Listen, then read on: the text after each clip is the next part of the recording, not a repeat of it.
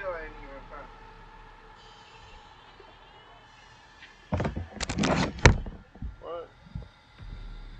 They still ain't even found one, chat. Man, we about to, man, while we about to go on in the stew, nigga. We about to lay down the track.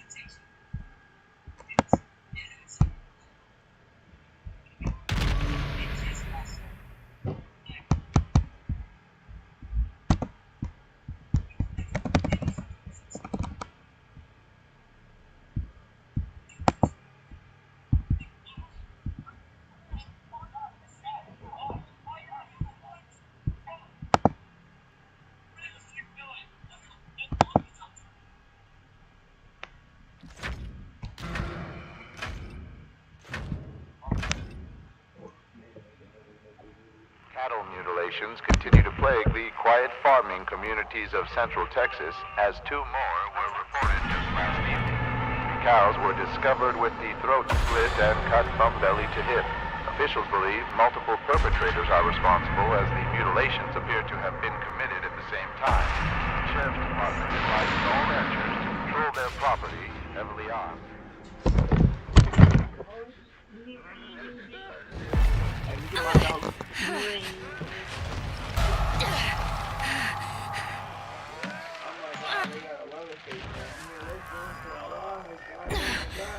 Oh God, where am I?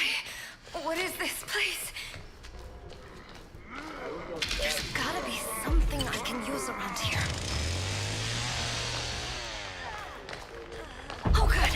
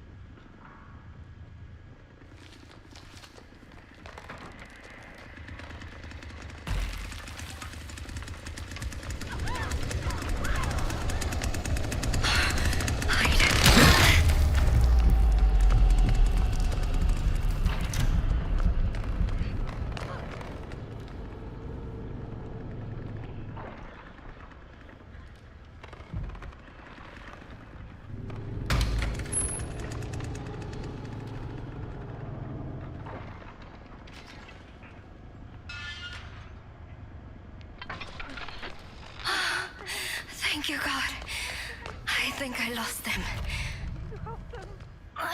Finally, I can use this. Thank you, Lord.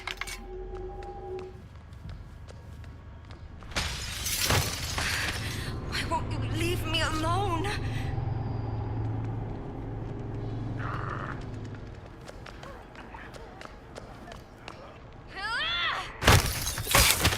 Are they gone? I think I'm okay. For now.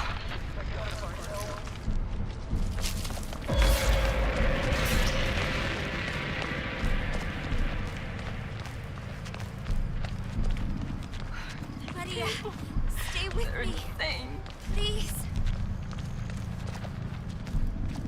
It's locked.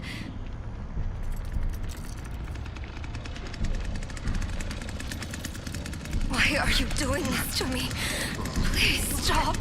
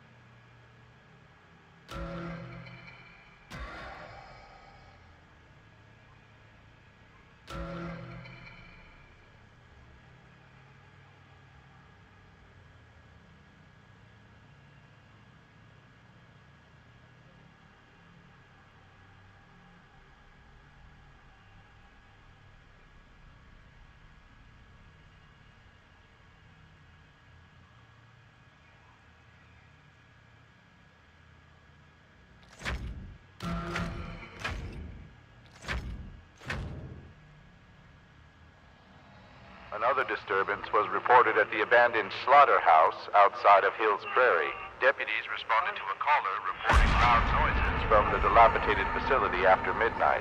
Police investigated the site and found evidence of trespassing and minor equipment theft, but suspect it is merely the work of local vandals. Six reported cases of suspected food poisoning have led authorities to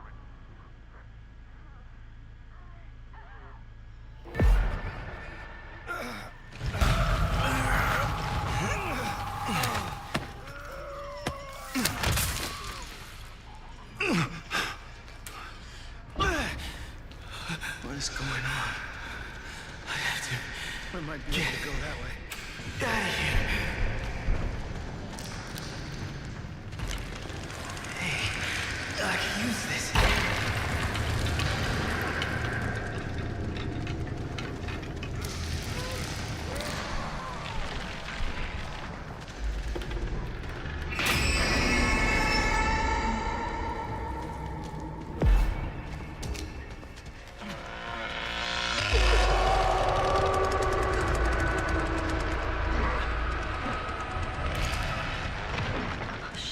Shit.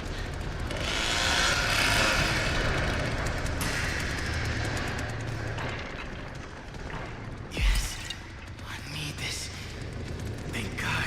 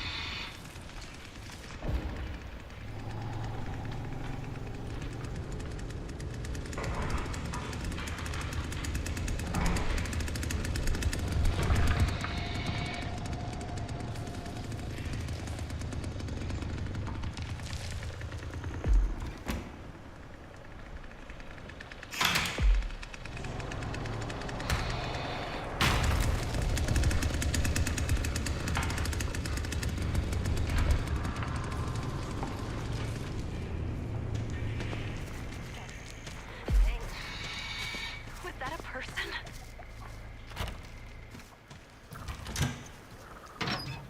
Ready.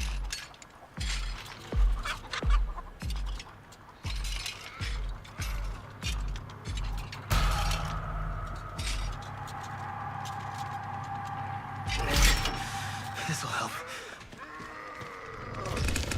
There they are.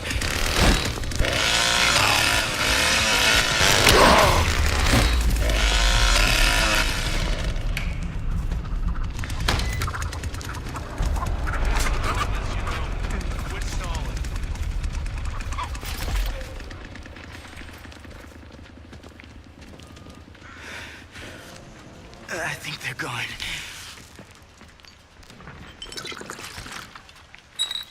Stay still.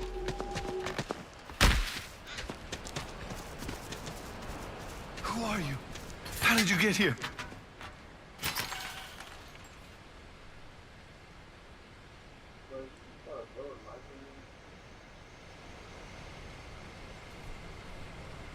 I got you now.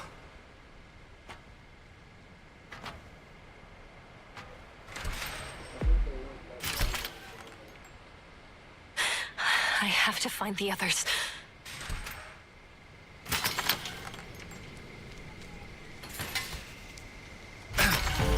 They're not gone.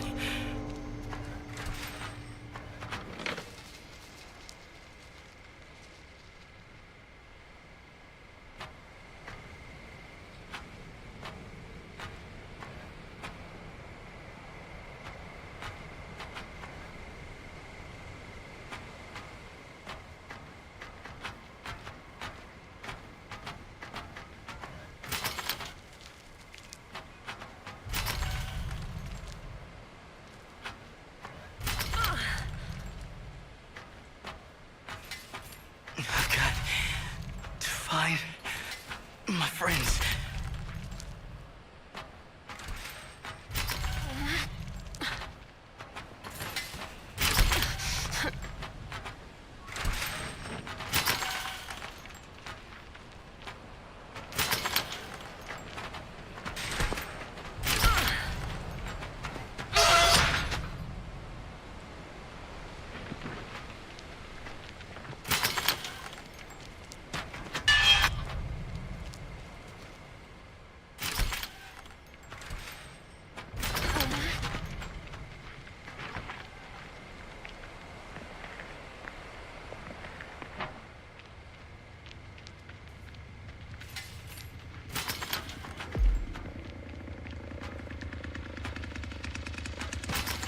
Don't worry. Just go away. Damn it. To get help! I won't leave.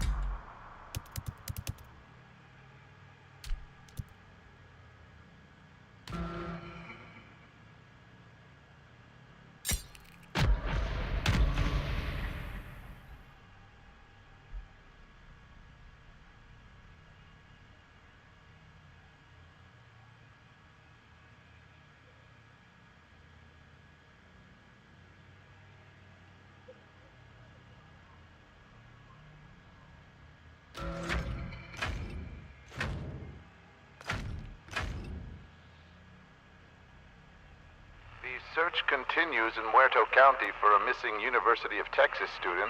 The sheriff's department says Maria Flores, a native of Uvalde, was last seen near the town of Newt. The vehicle was recently discovered abandoned, with officials reporting no signs of foul play. Authorities are hopeful that the expanded search will unearth new leads. Family...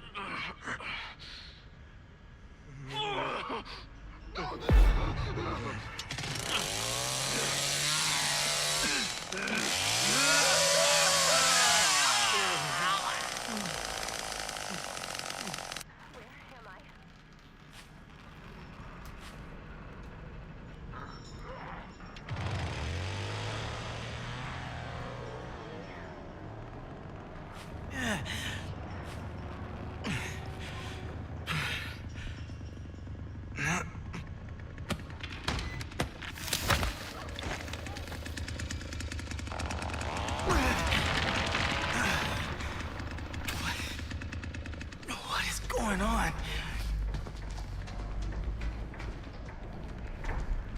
Now, where do you go?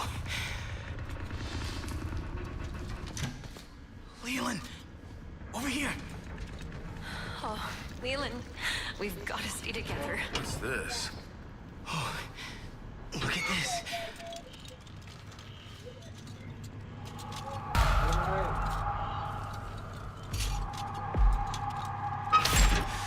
This'll help.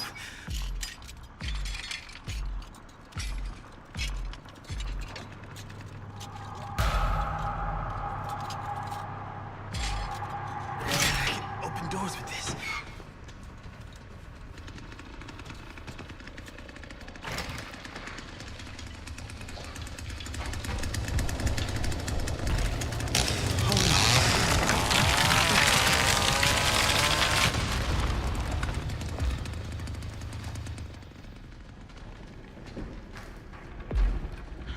That worked. Maria, just stay with me. Fight! Please. Fight! Over here! Finally, away from home.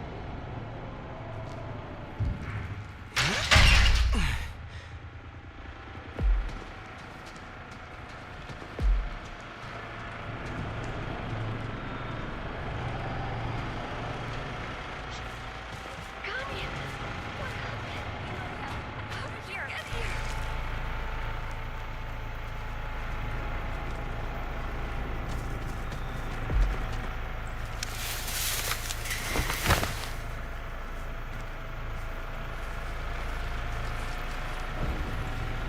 This...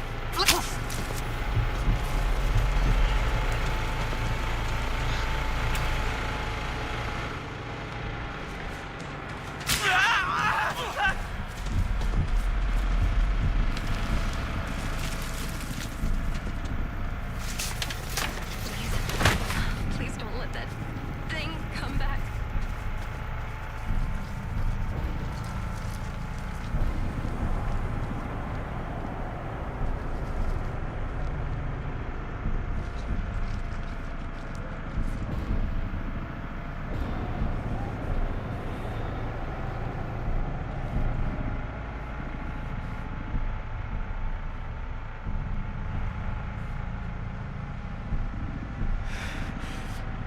I think they're gone. Listen to me. I know it. Oh, shit. I wonder who's... Damn these freaks.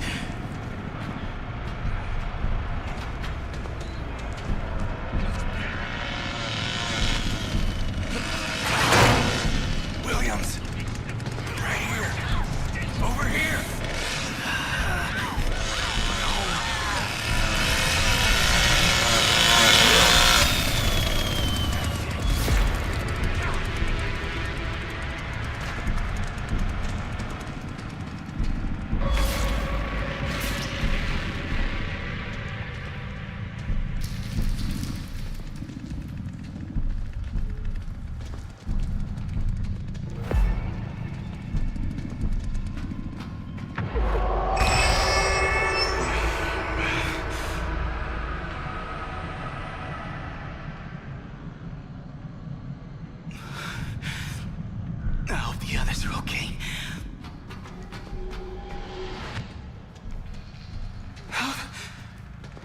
did they find me?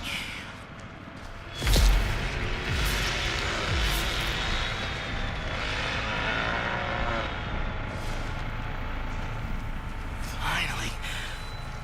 I think I lost them. They could be anywhere.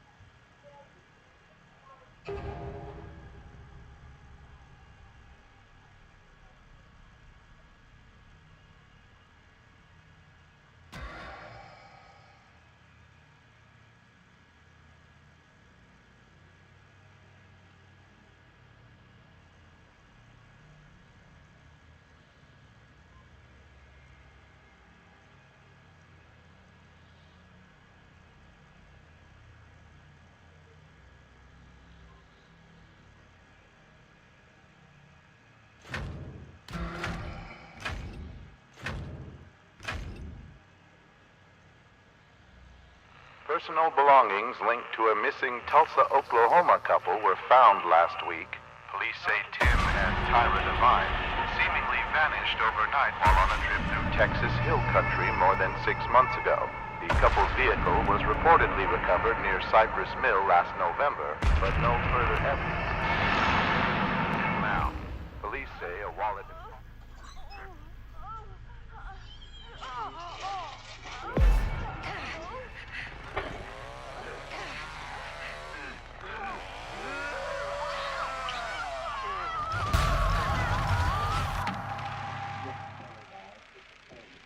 Chat, ask these niggas what the plan. I have to get out of here. Gotta focus. Gotta stay strong. Is this even safe?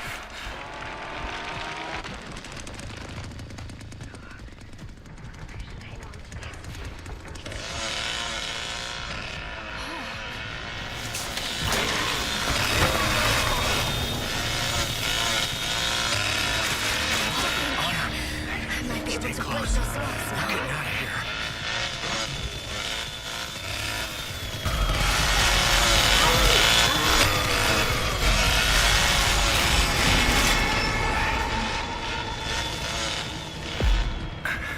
This looks promising.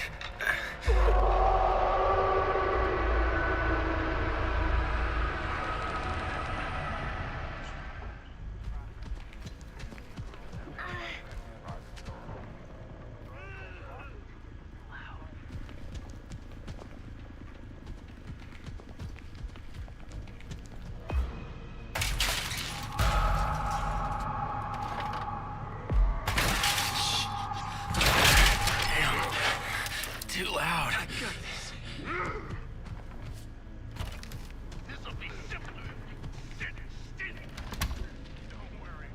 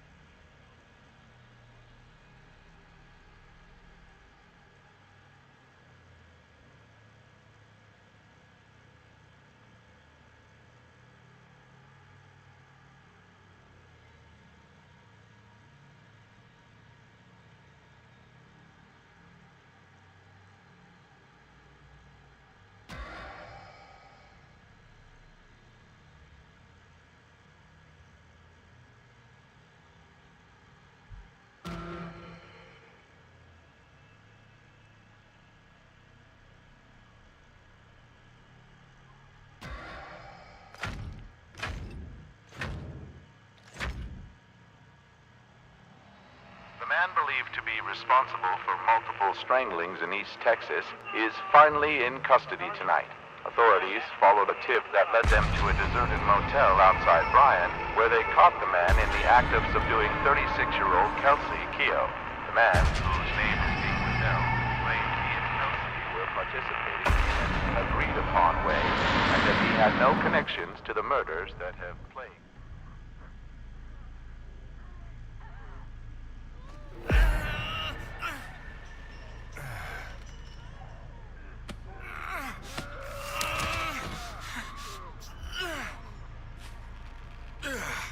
Gotta focus. Gotta stay strong.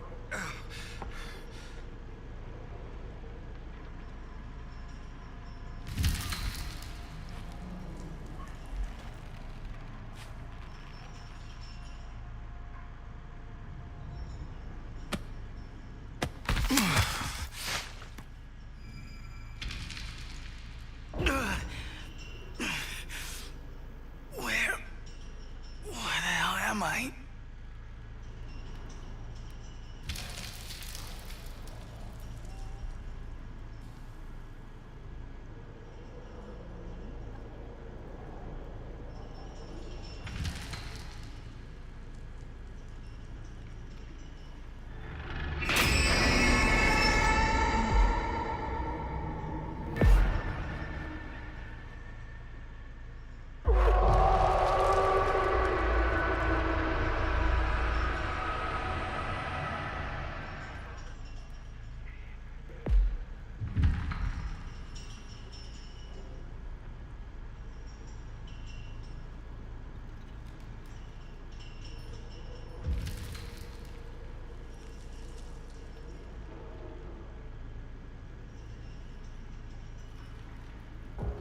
How many are there? Come on.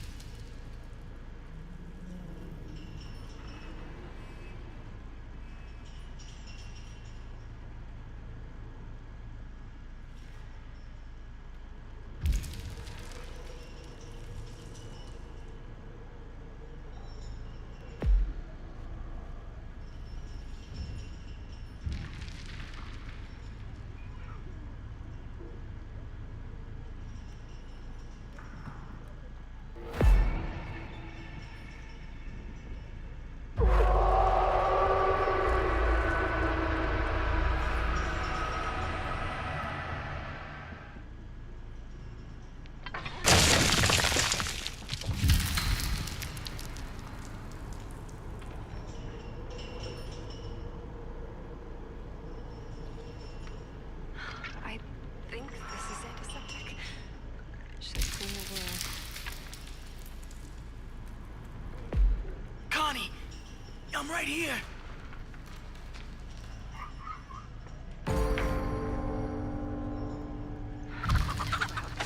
Too loud.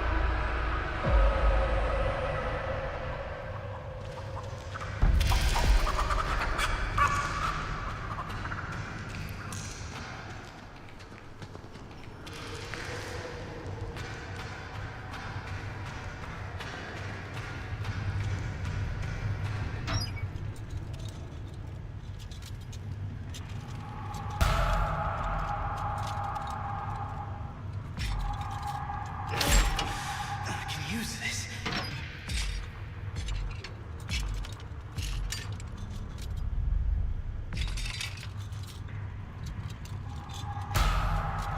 I can open doors with this. I should grab that.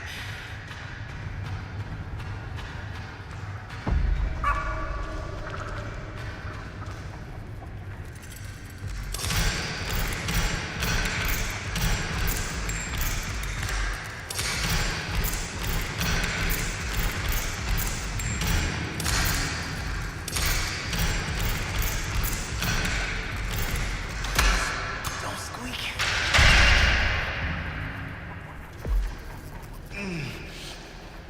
Damn freaks.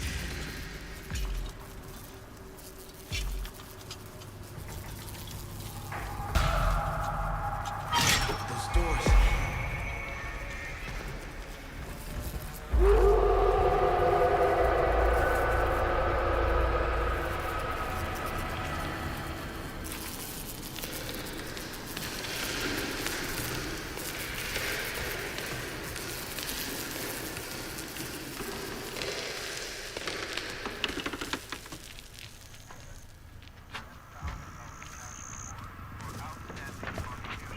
Area of children's health and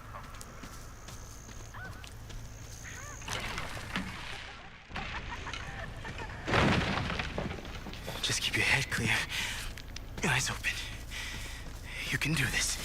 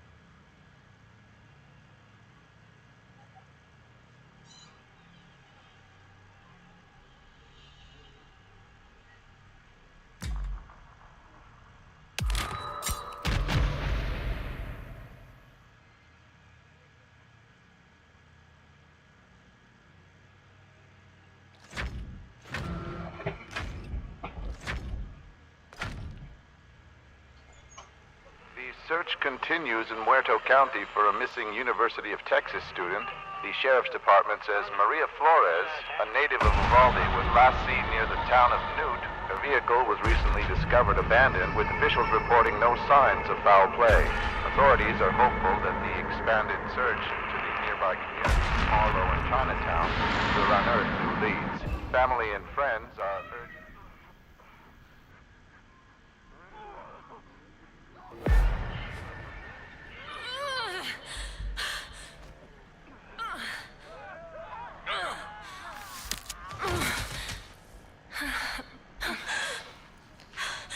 What's going on?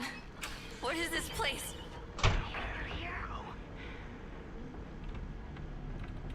Julie, you're still alive.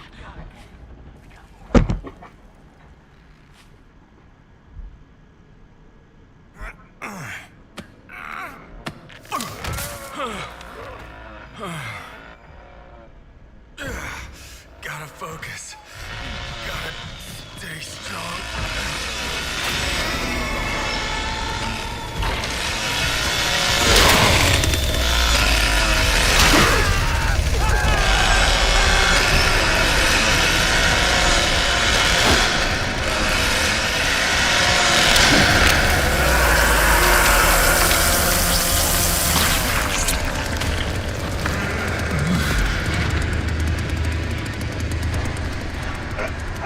That shit funny. Hey,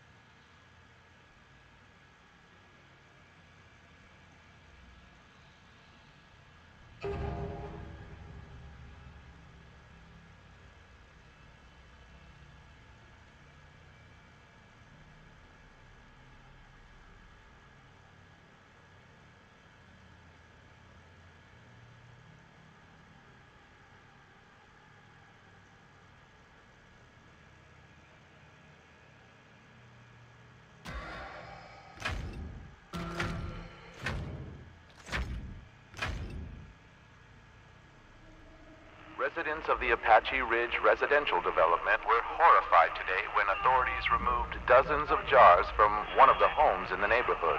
These jars contained a variety of body and animal parts, from frog legs to horse hooves to human eyeballs. The owner of the property, 60-year-old Martin Webb, thinks he bought the jars as is and thought everything was just regular animal stuff. Authorities are holding Wembley for further questioning.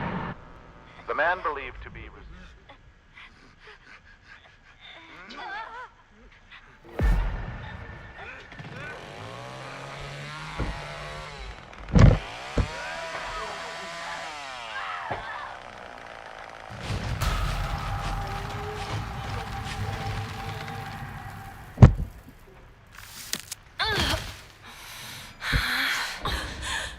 What? Where am I?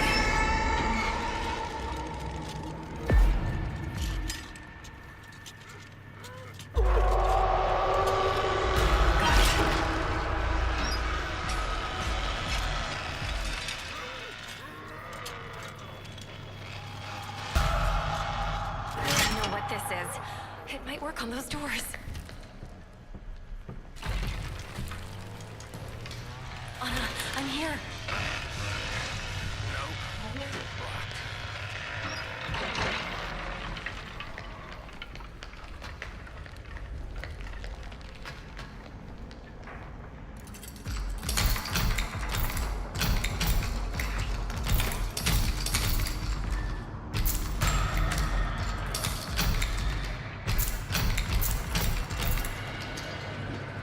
Got it.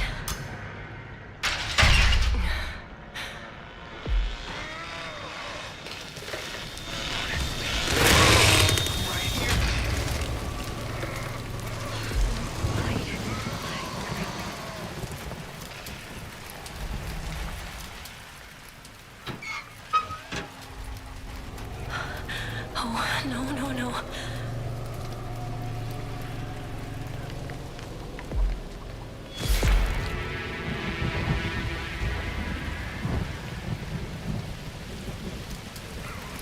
I think I lost him. Disgusting.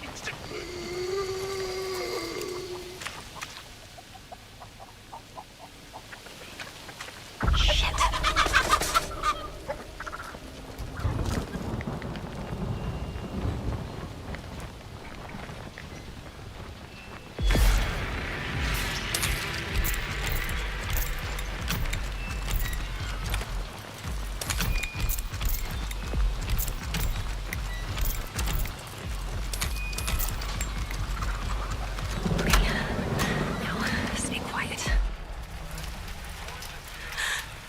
No, they're back. Stay quiet.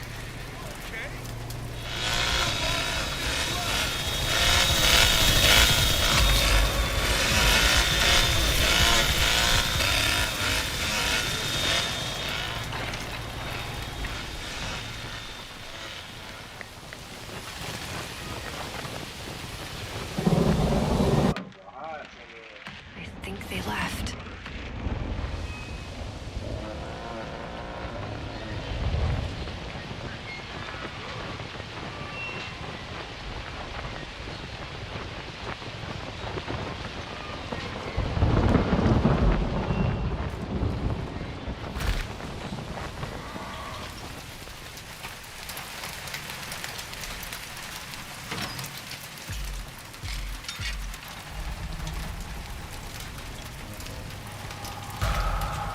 Maybe I can open those doors. I gotta find a way out of here.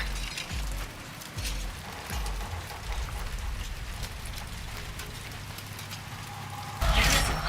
Thank you. They'll be back. I'm sure of it.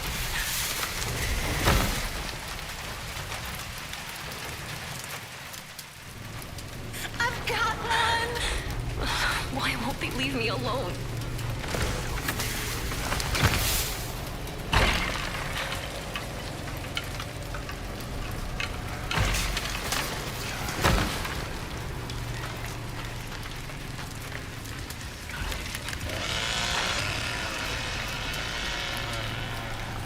I I can use that.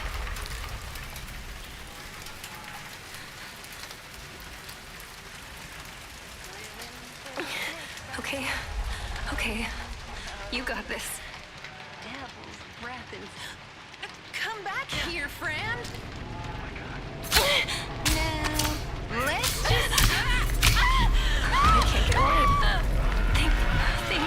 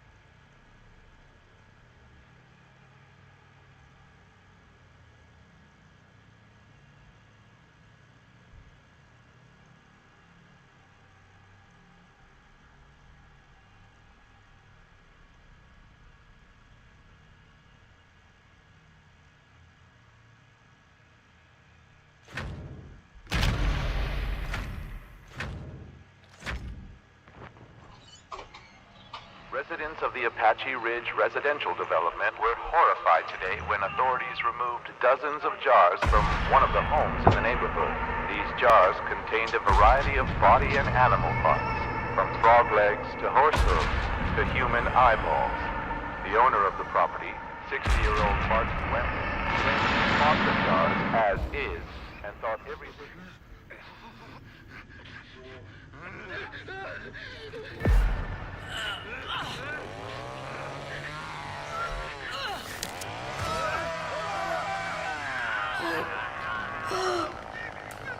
What happened? What is this place?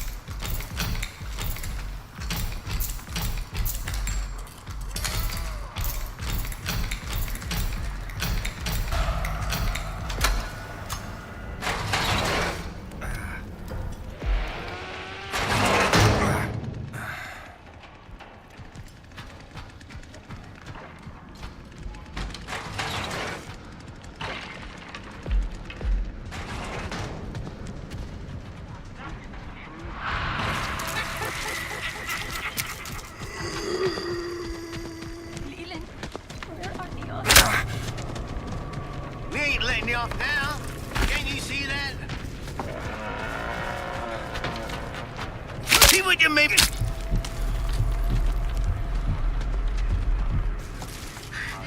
I lose them?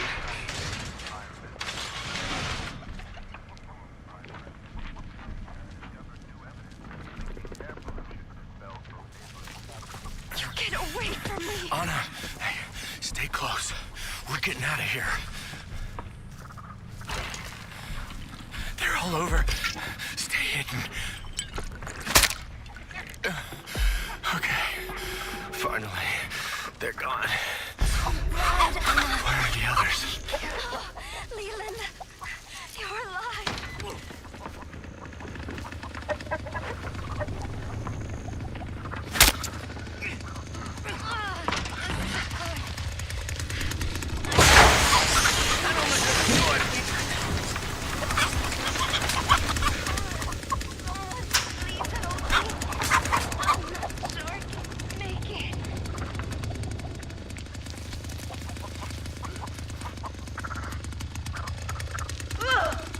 Fucking monster! Where is my baby?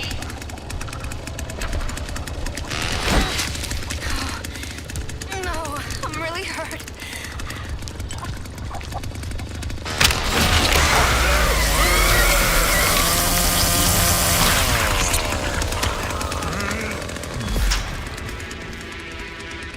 Now you listen. I ain't much interested in chasing you around much longer. So stop your running.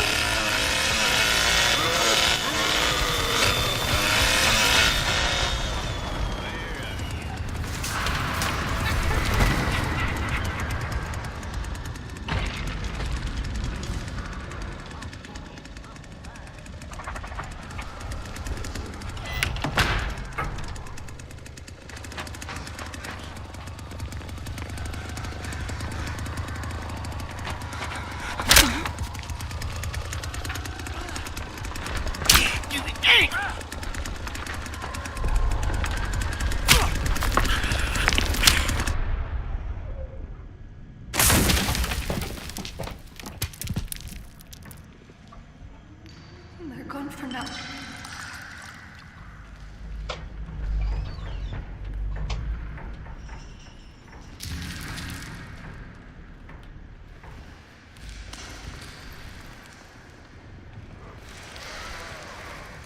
I can't get away from these monsters!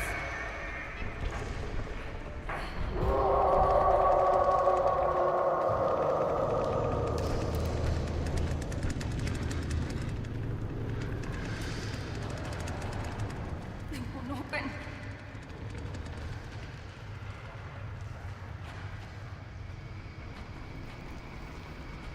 Okay, if I can just make it to the road.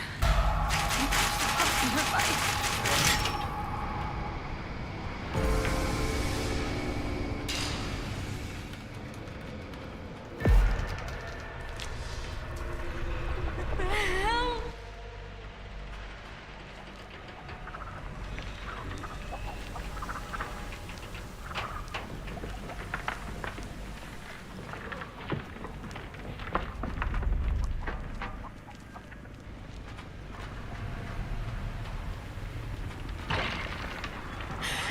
Leave me alone.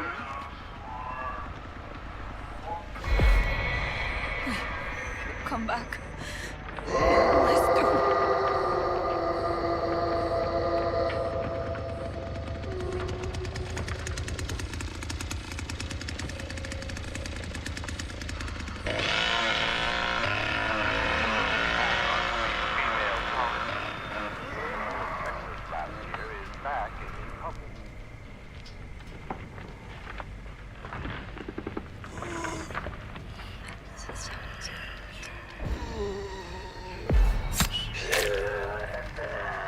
Wait, just go away.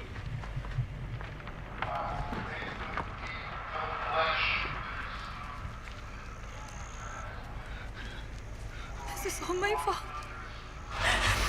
They're here because of me. Just get back here. You just...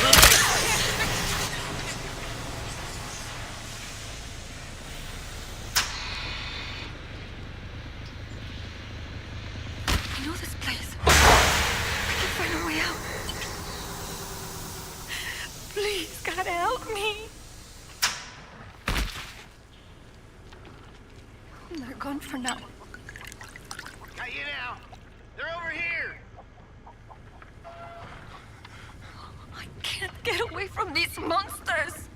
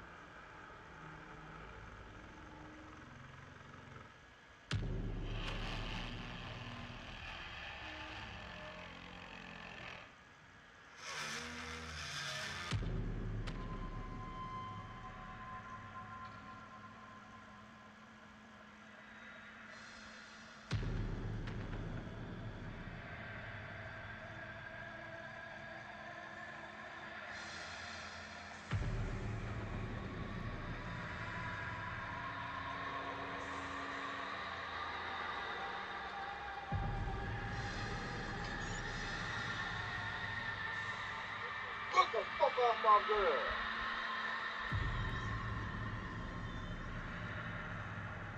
Out of your damn mind. You waited here trying to get my fucking bed. You crazy as fuck.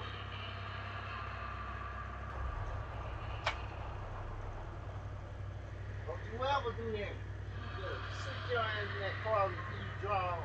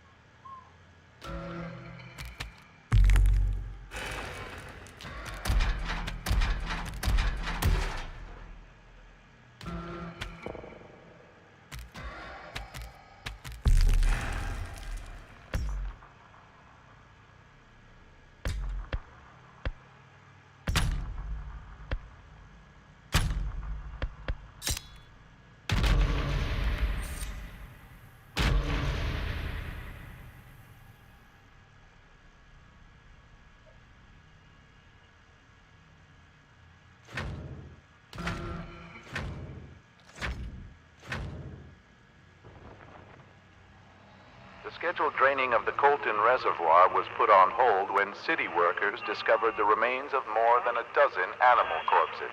The bodies are reported as being in various states of mutilation. Authorities believe the carcasses are from packs of wandering wild dogs, with them most likely to be rabid.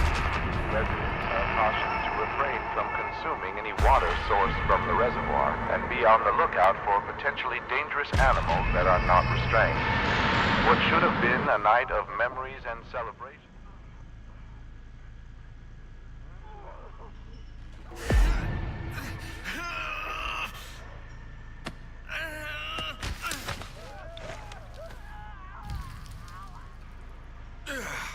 Gotta focus. Gotta stay strong.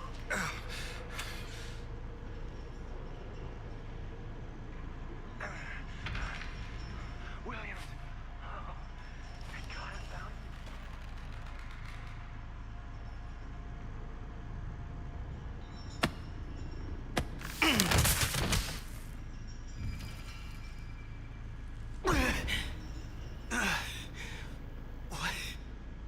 What is going on?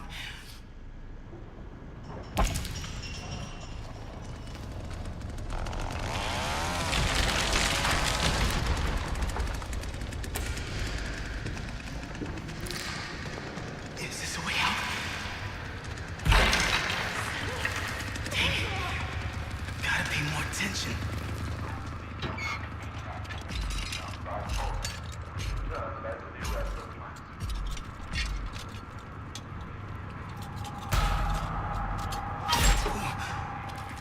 Maybe I can use this.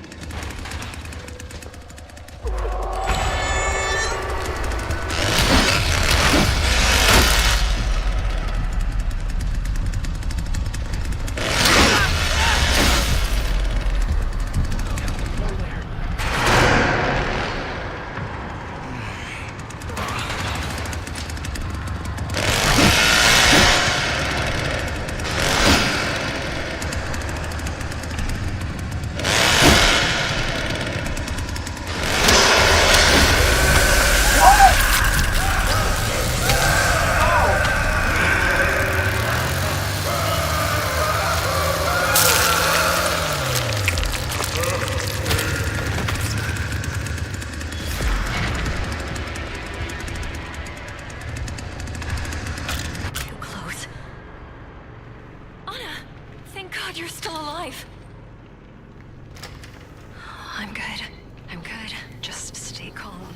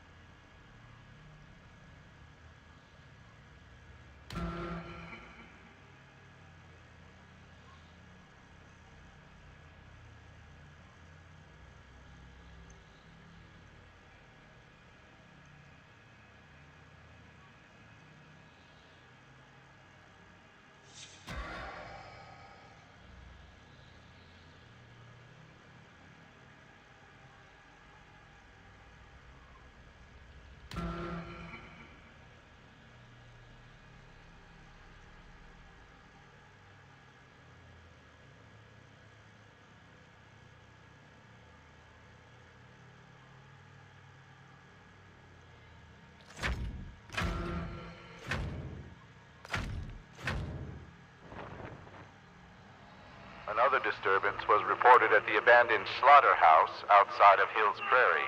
Deputies responded to a caller reporting loud noises from the dilapidated facility after midnight. Police investigated the site and found evidence of trespassing and minor equipment theft, but suspect it is merely the work of local vandals. The scheduled draining of the Colton Reservoir was put on hold when city workers discovered the remains of more than a dozen animals.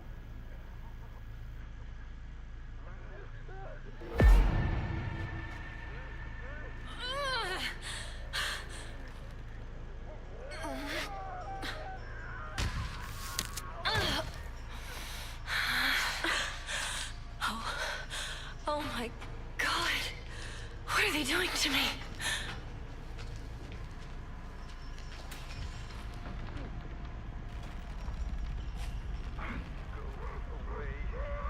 This looks safe.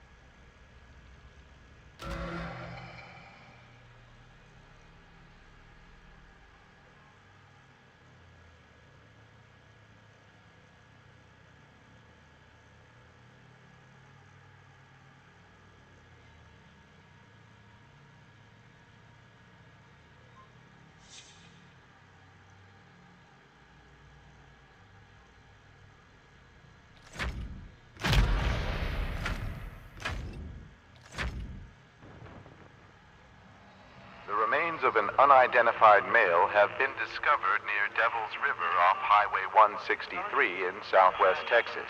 A Cedar Canyon resident stumbled upon the scene while hunting early yesterday morning. Authorities have confirmed this is approximately the same location where 2 females were discovered last June. All of the victims appear to have been stabbed and strangled to death. Although the cases have similarities, investigators have nothing more to share at this time. New details have emerged.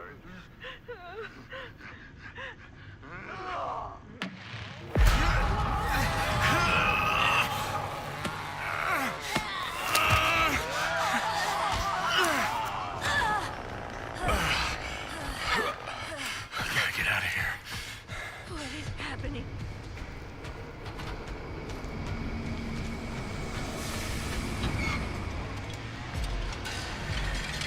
Good.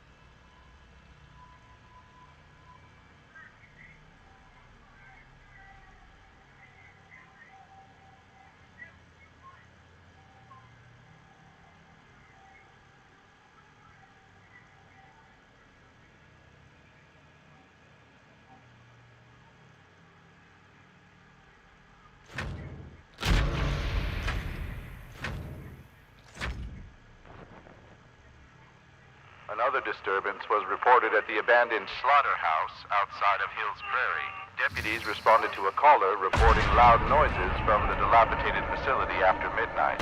Police investigated the site and found evidence of trespassing and minor equipment theft, but suspect it is merely the work of local families. The scheduled draining of the Colton Reservoir was put on hold when city workers...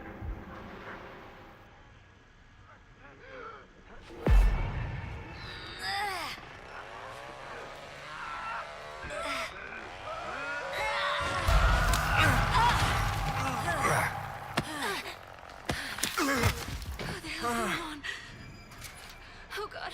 Oh God. Oh God. What's going on? What are they doing to us?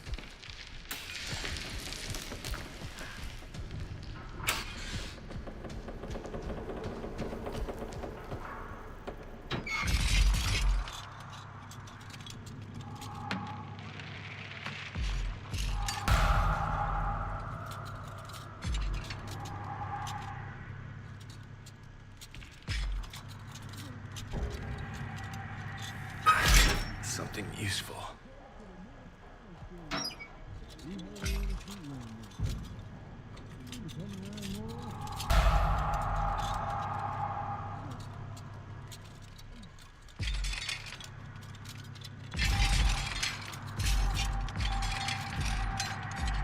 What's this?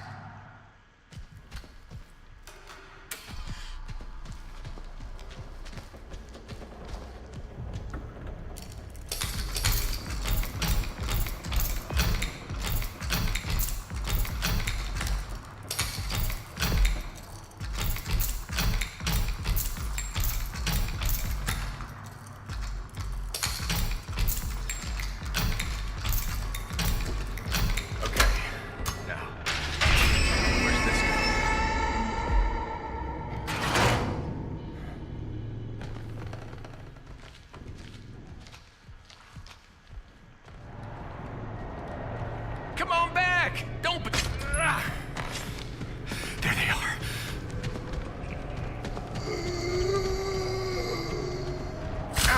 Oh! Look, here's something shit. Okay.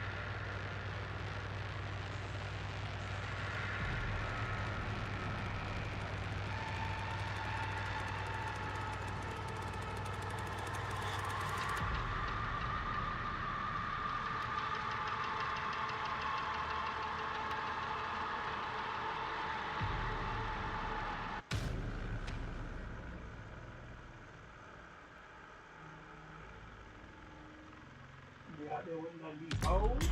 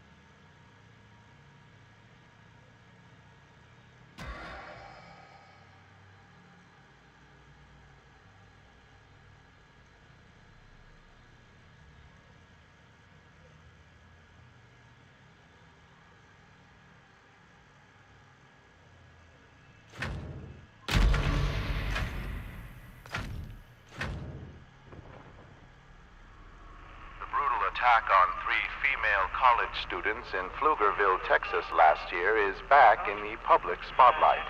Pflugerville citizens are in an uproar demanding answers from Texas state officials on why no arrests have been made in the case. Reports say an unidentified man entered the home in the middle of the night, viciously strangling one female to death before attempting to stab both roommates who were sleeping nearby. Authorities believe the attacker fled the scene after discovering multiple people lived in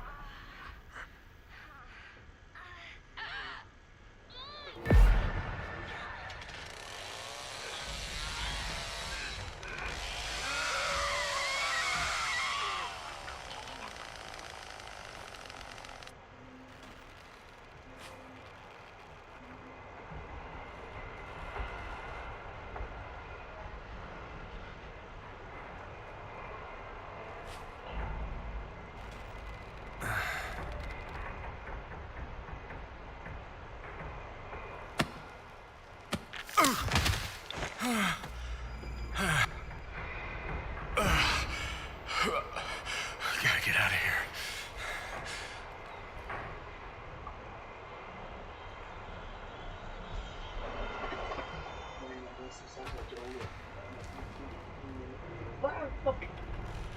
Move.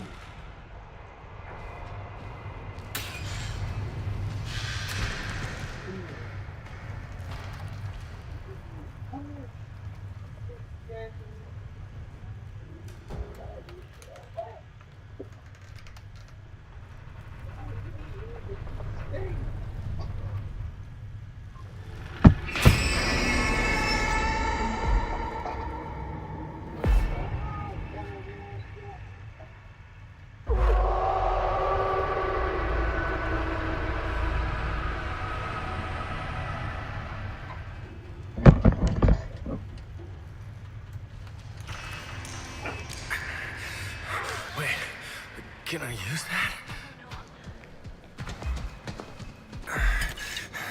This'll help. Can I use this?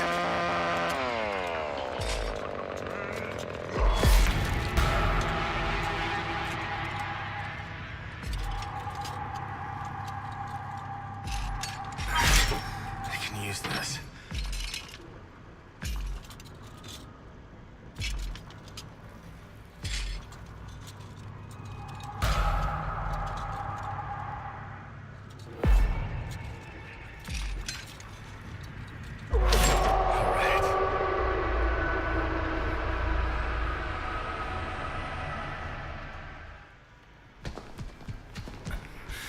What do we have here?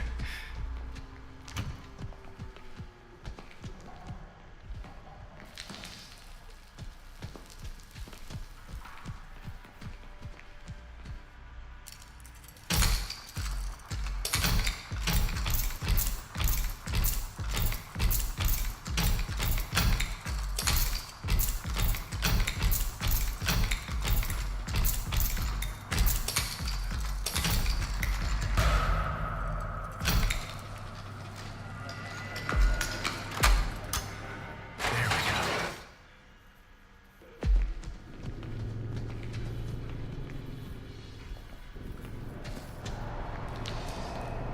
All right, all right, all right.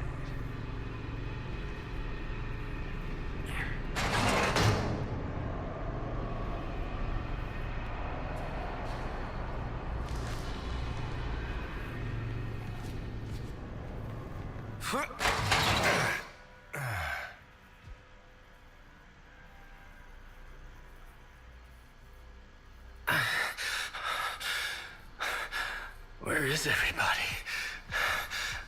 Oh, this is awful.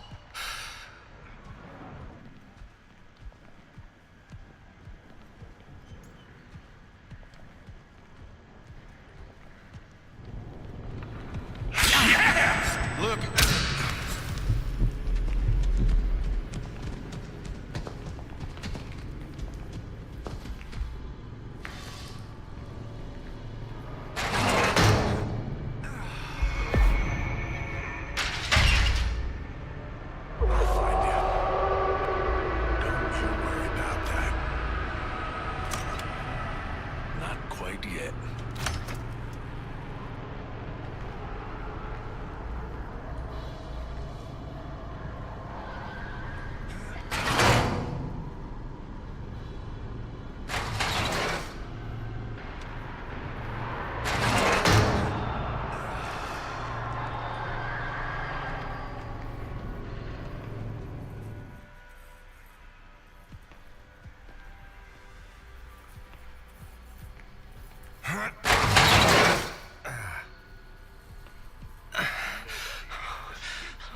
How do we get out of here? Think.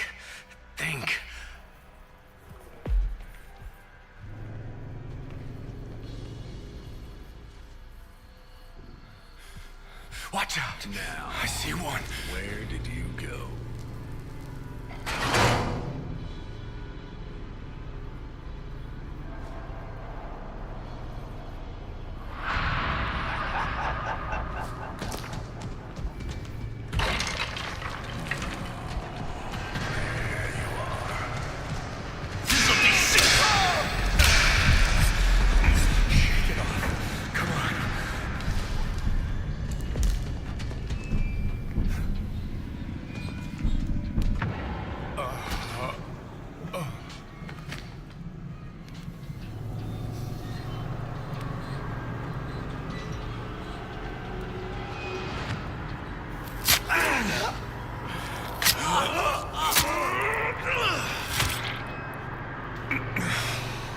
You're gonna feel real.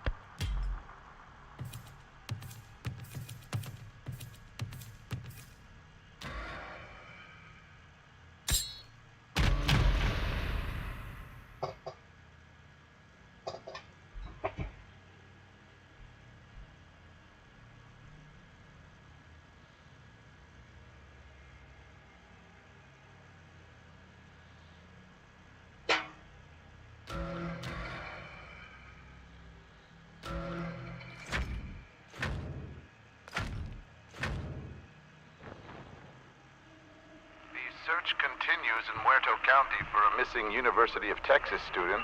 The sheriff's department says Maria Flores, a native of Uvalde, was last seen near the town of Newt. Her vehicle was recently discovered abandoned, with officials reporting no signs of foul play. Authorities are hopeful that the expanded search into the nearby communities of Harlow and Chinatown will unearth new leads. Family and friends.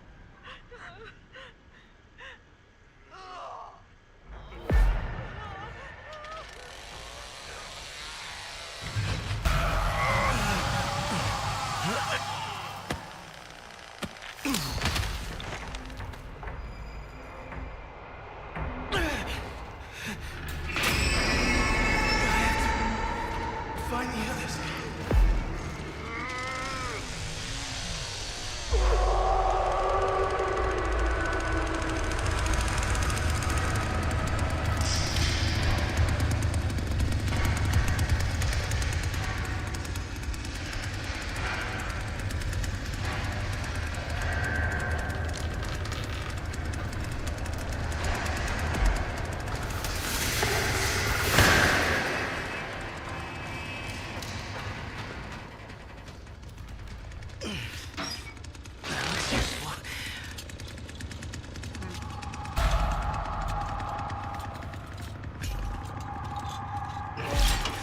This'll help.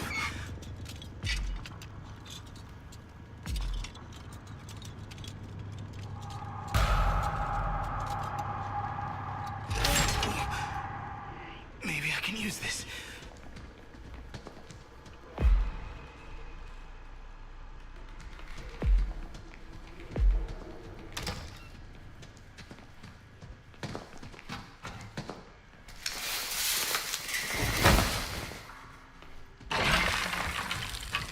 Dang it. Gotta pay more attention.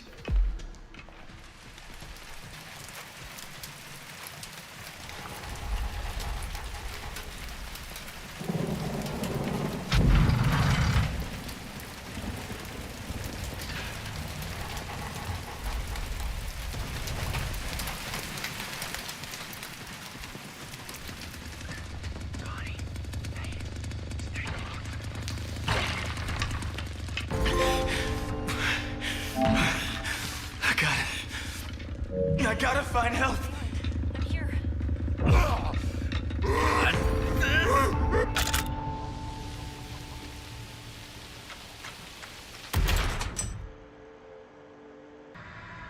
Finally, come on.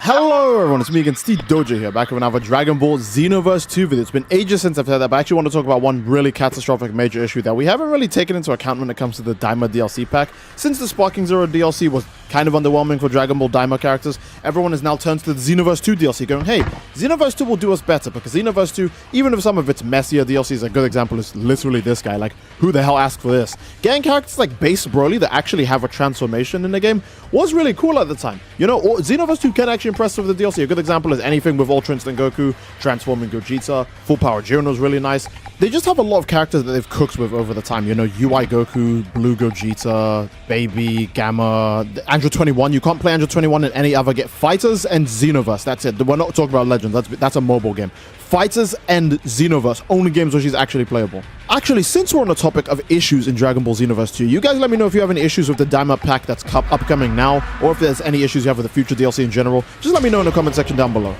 But now people are actually fearing that the most recent DLC pack, or at least the newest DLC pack that's going to be coming out, since it's no longer Future Saga Chapter 3 that's going to be coming out, it will be the Daima pack coming out. It's going to drop with SSJ3 Vegeta and most likely SSJ4 Goku. But one thing I wanted to talk about, because this is a thing that's been happening in a few of the other Dragon Ball games with these Daima characters as well, is that since the characters have also released in Dragon Ball Legends and in Dragon Ball Sparking Zero, this entire time they've been missing key aspects of them. One of the biggest key aspects is the English voice acting cast. How does Sparking Zero's DLC, keep in mind, it took ages to come out, and it barely has that many like characters in it. Most of them are just Vegeta, right? Base Vegeta, Super Saiyan 1, Super Saiyan 2, Super Saiyan 3. That's most of the characters. And with that in mind, they still somehow don't have the English cast voicing these characters. We know who the English dub actors are now for Goku and Vegeta and all these other characters in Dragon Ball Daima. So the fact that we don't have a VA is kind of weird. And Xenoverse 2, I feel like it's a big issue for Xenoverse 2 in general, because Xenoverse 2 is really slow updates. I want to remind you that this guy doesn't speak English in Dragon Ball Xenoverse 2, right? But he's in the same DLC pack as Belmont, who All right, no more was never like, nobody was hyped for Belmont. No one was hyped for Belmont. Nobody wanted Belmont, and no one was expecting him to be playable either. But he gets to be fully English voice acted, and this guy isn't. That's I don't know. It's kind of bizarre. It's kind of shocking. Keep in mind, Fu is a fully English voice acted character, and this is the first game he's ever been in. Remember, Fu was a baby in Dragon Ball's Mythos up until he got added to Xenoverse 2, where he's actually like a grown man now. He has fully English voiced acting, but Daima Goku and doesn't like that. Like that's kind of scary, though, right? I want to remind you guys that by the time we got characters like Hit and Jiren in like Goku Black as well, Zamasu, when we got those characters in Xenoverse 2, I don't think they were English dubbed in the anime yet. Hit did not have an English dub in the anime. Because remember, Hit's current English dub voice actor is the guy who does Jotaro Kuja. But before in Xenoverse 2, it's a completely different guy because he wasn't dubbed in the anime yet. Jiren as well. Jiren wasn't dubbed in the anime when he landed in Xenoverse 2. So if they can get English voice actors right away for these characters, even people who don't end up being the voice actor forever, like Hit, where is Daima Goku's English voice acting? It makes me genuinely believe that they might just release these characters with no English voice acting and just genuinely just call it a day. Like that it's terrifying, but that can happen. So always be ready for that. That's just a little bit spooky. So obviously, if Daima Goku Mini isn't English voice acted, I genuinely don't think Super Saiyan 4 is going to be English voice acted, or Super Saiyan 3 Vegeta. Maybe in a patch that comes out months or a year after the DLC drops, they'll have English voice acting. But that's just one thing I wanted to talk about. I guess another thing I'll talk about is the moves in Xenoverse 2, because Xenoverse 2, yes, it does have more moves than Sparking Zero. I want to remind you guys, certain things in Xenoverse 2 actually do take up attack slots, and when Daima Super Saiyan 4 drops, his moveset can only have so many attacks in it. Because no matter what, he's going to have a charge skill. So wherever maximum charges, that's going to get replaced with burst charge, ultimate charge. Maybe he'll get replaced with demonic charge or something. And maybe he'll get a new charge skill, right? He has to have Kamehameha as a super attack, because I dare you to find a Goku that doesn't have Kamehameha in one of his presets. He's Goku. He's going to have Kamehameha no matter what. So he's going to probably either get base Kamehameha or times 10 Kamehameha, since they'll have to save the, big Super Saiyan 4 Kamehameha for his ultimate. So that will replace Super Kamehameha. And let's be real, he probably won't release the Dragon Fist. For some reason, even with these what-if versions of the characters, they don't actually have moves from their other variants. They just have like a really lazily tacked on move, like, yeah, full power energy wave, like no special from canon for this guy, really?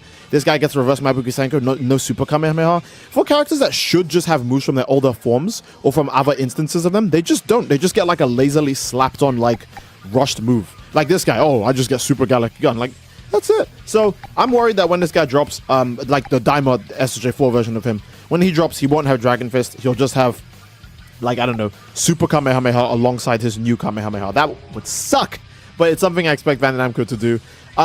And the issue is that he actually has a lot of moves. There are several punches or kicks, unique melee attacks that they could definitely use as super attacks.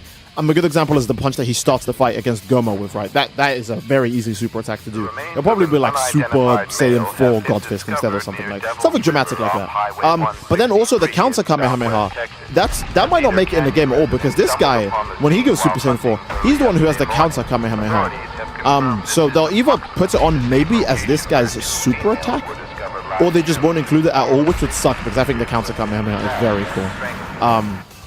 But yeah, moveset is another big issue, and obviously this affects Vegeta as well. Super Saiyan 3 Vegeta is just going to have Super Galactic Gun from his kid form. Remember, when he's kid, Super Saiyan 3 Vegeta uses Super Galactic Gun.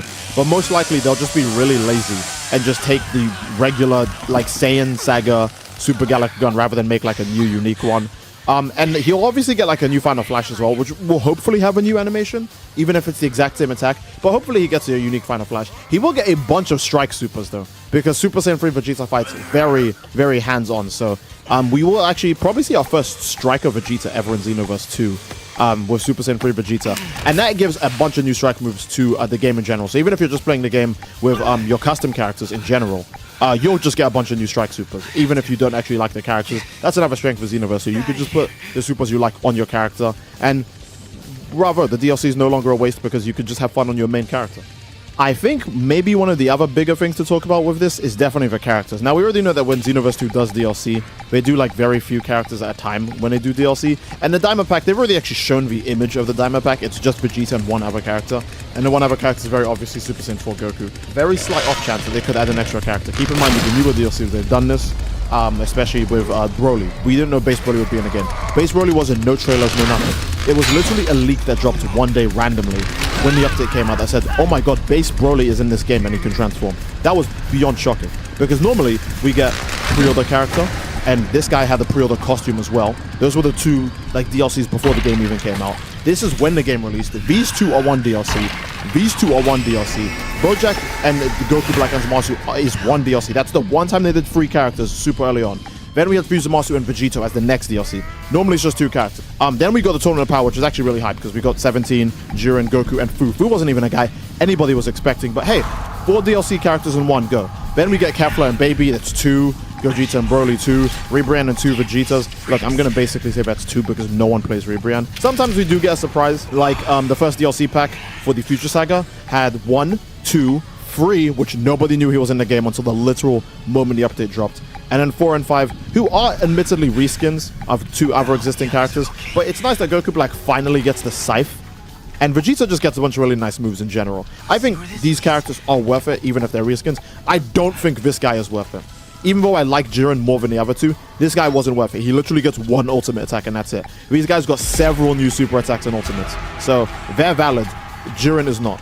And speaking of that, the Jiren DLC, or the one that has the Jiren I don't like, did release with 3 characters. This would normally have 2 if it wasn't for Daima, because it would have just released with Bell Mod and Jiren, but because Daima came out, it also had Goku Mini, so that's 3 characters. But the next one, the Daima DLC pack, that's only gonna have 2 characters in it. Again, they could surprise us, but it's Xenoverse 2. Best to keep your expectations just low, so if something goes right, hey, pleasant surprise. If something goes wrong, you'll go, that's about what I expect. We're playing Xenoverse 2, come on. Let's not be unrealistic with our expectations. This game's been out for 8, moving on to its 9th year. We kind of know what to expect from them. I think those are all of my major big issues with the Dragon Ball Xenoverse 2 DLC. Well, at least the Daima DLC in general, because obviously we're going to get new super attacks and new super souls, you know, costumes for our characters and all that stuff, artworks. Yeah, cool bonuses. I'm not gonna lie, those bonuses might seem like nothing when you mention them out loud, but compare that to the amount of content you get with Sparking Zero, and you're kind of a bit more appreciative than you were before. But it's gonna be missing a lot. I expect 100% when the DLC comes out, it's just only going to be Super Saiyan 3 Vegeta, Super Saiyan 4 Goku. Super Saiyan 4 Goku will be missing a few of his attacks or a few other attacks that he's used in Dragon Ball Daima. A good example is he does not have a Kamehameha that when he blasts you with a Kamehameha, he follows up with an elbow strike. Because this guy doesn't have it, and Super Saiyan 4 Goku doesn't actually do it in the anime, so that move is just gone forever now. He's not going to have any of the unique attacks that he did in Super Saiyan 3 when he was Goku Mini. He's not going to have any of the cool transformation animations since he's going to start at Super Saiyan 4. He's not going to have the counter Kamehameha he did when he was Super Saiyan 4 Mini. He's probably going to just be missing a lot of attacks, which really sucks for him overall. Vegeta might be okay, but Daima Goku, Super Saiyan 4, he's definitely going to be missing a lot of attacks. And then also the fact that they could add other characters like Glorio, Majin Ku, Majin Du. You know, they could add anything, but we most likely no, because Xenoverse 2 usually does very few characters when they drop DLC. They don't do... Sparking Zero does lots of characters when they do DLC. First DLC was 11 characters, second DLC was 8. But you have to remember that most of those DLC is transformations. It'd be like saying Xenoverse 2 dropped a new DLC and it's just Super Saiyan God Goku, Super Saiyan Blue Goku, like Blue Kaioken. Like, you can't say that those are all new characters, especially when their movesets are the same. So I don't think that helps, but... I'm still hyped for the Daima DLC for Xenoverse 2 regardless. I was already kind of hyped for it to begin with because I liked Super Saiyan 3 Vegeta's model, admittedly, when they showed it off in the teaser. And obviously, again, Xenoverse 2 is a game I'm still kind of iffy about, but it actually does give us a pretty fulfilling DLC experience compared to Sparking Zero. A pretty fulfilling DLC experience, in my opinion. Let me know what you guys think in the comment section down below about all of this DLC-related stuff. Let me know what other problems you think you might have with the DLC. And I think that this is honestly a solid place to end the video, guys. Again, if you enjoyed the video, please leave a like on the video. Don't forget to subscribe, it greatly supports the channel. And leave a comment down below as to what you'd like to see next, fellas. I do love you all. I hope you all enjoyed, and I'll see you all next time. Take care and peace.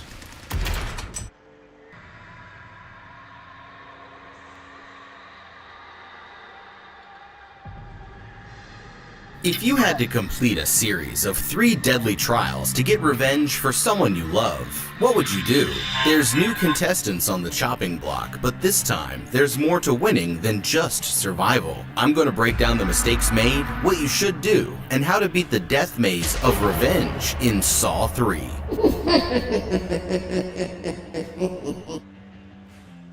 Jigsaw wants to play another game, but his new apprentice is about to break all of the rules. After failing his game, Eric Matthews suddenly wakes up on the floor in the middle of a pitch-dark room, with nothing but a flashlight and his service weapon lying just out of arm's reach. As he tries to grab them, he realizes that he isn't able to move, so he takes off his shoe and uses it to pull the weapon closer. Unfortunately, the magazine is empty. Throwing it aside, he manages to get a hold of the flashlight instead, only to find out that his ankle is chained to a nearby pipe. The detective's first instinct is to start kicking as hard as he can, but no matter how hard he struggles, the pipe itself won't budge. Which is when he notices a rusty hacksaw that was clearly left there for him to find. Grabbing it, he desperately begins trying to saw through the chain, but quickly realizes that it's no use, leaving him with only one other option. Across the room, he spots the chained up severed foot of one of the previous victims, and suddenly understands what Jigsaw wants him to do. Nervous, he holds the saw up to his ankle and prepares to get to work, but can't bring himself to do it. So he grabs the cover from the back of a toilet and slams it down on his foot as hard as he can, until he's finally able to completely snap his ankle, giving him the leverage that he needs to slip out of the cuff. Okay, this guy just gave snapping out of it a whole new meaning. It's hard to argue with the results here, but with that being said, his escape strategy could use a bit of work. For fans of the Saw films, this trap should be painfully familiar, but would you really need to sacrifice a foot to escape? The truth is that Eric here gave up on sawing through the chain way too quickly. Just because some other dummy got desperate and decided to cut his own foot off doesn't mean that he should have immediately jumped to that same conclusion. All he needed to do here was hold the chain steady, lean into the cut with his body weight, and eventually keep working it until eventually he got through. Without water, he'd still have a good 3 days to survive down there, and even longer if he could find some type of water source, like condensation from the nearby pipes. But without a foot, he'd likely die from blood loss in as quickly as 3 minutes if he didn't get some immediate medical attention. This is actually one of the few traps in the series that can be beaten without taking a serious injury, but unfortunately, the next players in Jigsaw's game aren't going to be so lucky. Of course, we know from the last movie that the only reason Eric was in a major rush here was because he was trying to save his kidnapped son. But for anyone else, there'd be no immediate danger besides eventually dying of dehydration, which gives you plenty of time to think up an exit strategy that doesn't involve any on-the-spot amputations. Plus, the longer that he's down there, the more time there is for help to arrive. There's no way to know if anyone's coming, of course, but it sure would suck to go through all of the trouble of sawing off a foot, or even smashing your own ankle, only to find out that rescue was on the way. When considering all of the possibilities, the best thing to do here would be to keep trying to cut through the chain until you were absolutely sure that it wasn't going to work. Now, let's say that this saw was too dull to cut through. This is when the toilet tank lid becomes the next best solution. Before turning it on his foot, it might have been smarter to try striking at the pipe that he was kicking when he first woke up, hitting the chain where it connected to either the pipe or his ankle cuff, or seeing if he could damage the cuff itself. Snapping his ankle definitely would have gotten the job done, but if it were me, I'd only want to resort to that after I tried every other possibility. Several months later, a team of police officers uses a torch to slice their way through a sealed metal door into an abandoned classroom where they find another one of the maniac's recent victims. Detective Allison Carey quickly arrives on the scene, nervous that it might be Eric, but finding out that it isn't him doesn't make what she's seeing any less shocking. Scattered around the room are pieces of what's left of a man who was held in place by chains before violently blown to bits. It turns out that the victim's name was Troy, and Jigsaw chose him because he had squandered the advantages that he was given in life. and instead chose to become a repeat criminal, spending most of his life in prison. He was chained to the floor and ceiling by several hooks piercing through the skin all over his body, and given only 90 seconds to set himself free before a makeshift bomb would explode. Desperate to escape, he began ripping out the chains, one after another, until only one left was hooked through his lower jaw. But for all his efforts, he was too slow and the bomb exploded, blowing him to pieces. That makes one victim down, with 8 more to go. Carrie still can't get Eric off of her mind, but the other officers say that the most important thing to focus on right now is finding the killer. The team is confused at how Jigsaw could have rigged up this trap in the first place, since he was practically dead the last time that they saw him. Which is when Carrie says that she doesn't think that it was him at all. She argues that although his traps aren't exactly fair, he always leaves the victim a legitimate way to escape. But in this case, the door was sealed shut, meaning that even if Troy had gotten free in time, he would have died either way. Okay, this was just unfair. The game was specifically designed to be unwinnable, and Troy here was dead the instant that that bomb started to count down. The only chance that he could have possibly had at survival would have been to somehow neutralize the explosives, and hope that someone eventually came along to break him out. Since his time was limited, he could have tried to tear out only the chains that were necessary to allow him to get close to the bomb, and then, after quickly observing the electronics, made his best guess as to what wire he could tear out to hopefully disarm it. Whether he gets it right or not, if he just sits there and does nothing, then he's dead either way. So giving it a try and hoping for the best really couldn't make the situation much worse for him here. Alternatively, it seems like the explosive charge itself was relatively small, with most of the damage coming from the shrapnel inside of the jar. With this in mind, he could have tried placing the bomb inside one of the desks to hopefully contain and redirect some of the power from the explosion, or tossed the thing next to the doors or windows and taken cover behind one of the desks, and the explosion would open up an escape route. Unfortunately, there was really no clean way out of this one, and poor Troy here was pretty much doomed from the start. That night, while washing up back at her apartment, Carrie sees a vision of Eric reflected in the bathroom mirror. Still obsessing over the case, she sits on her bed watching the Jigsaw tape, surrounded by evidence files from previous investigations. Just then, she notices something strange.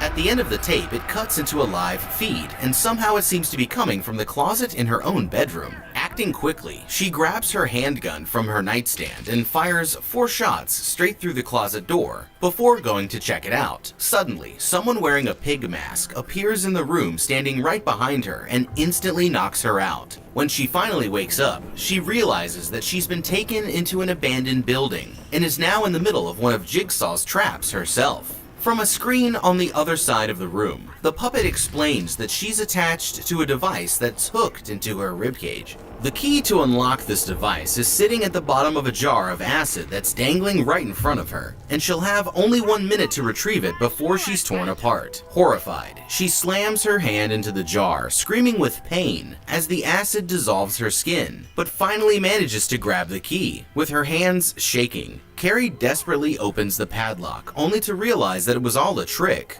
Just like the last trap, this is the one that she was never meant to escape.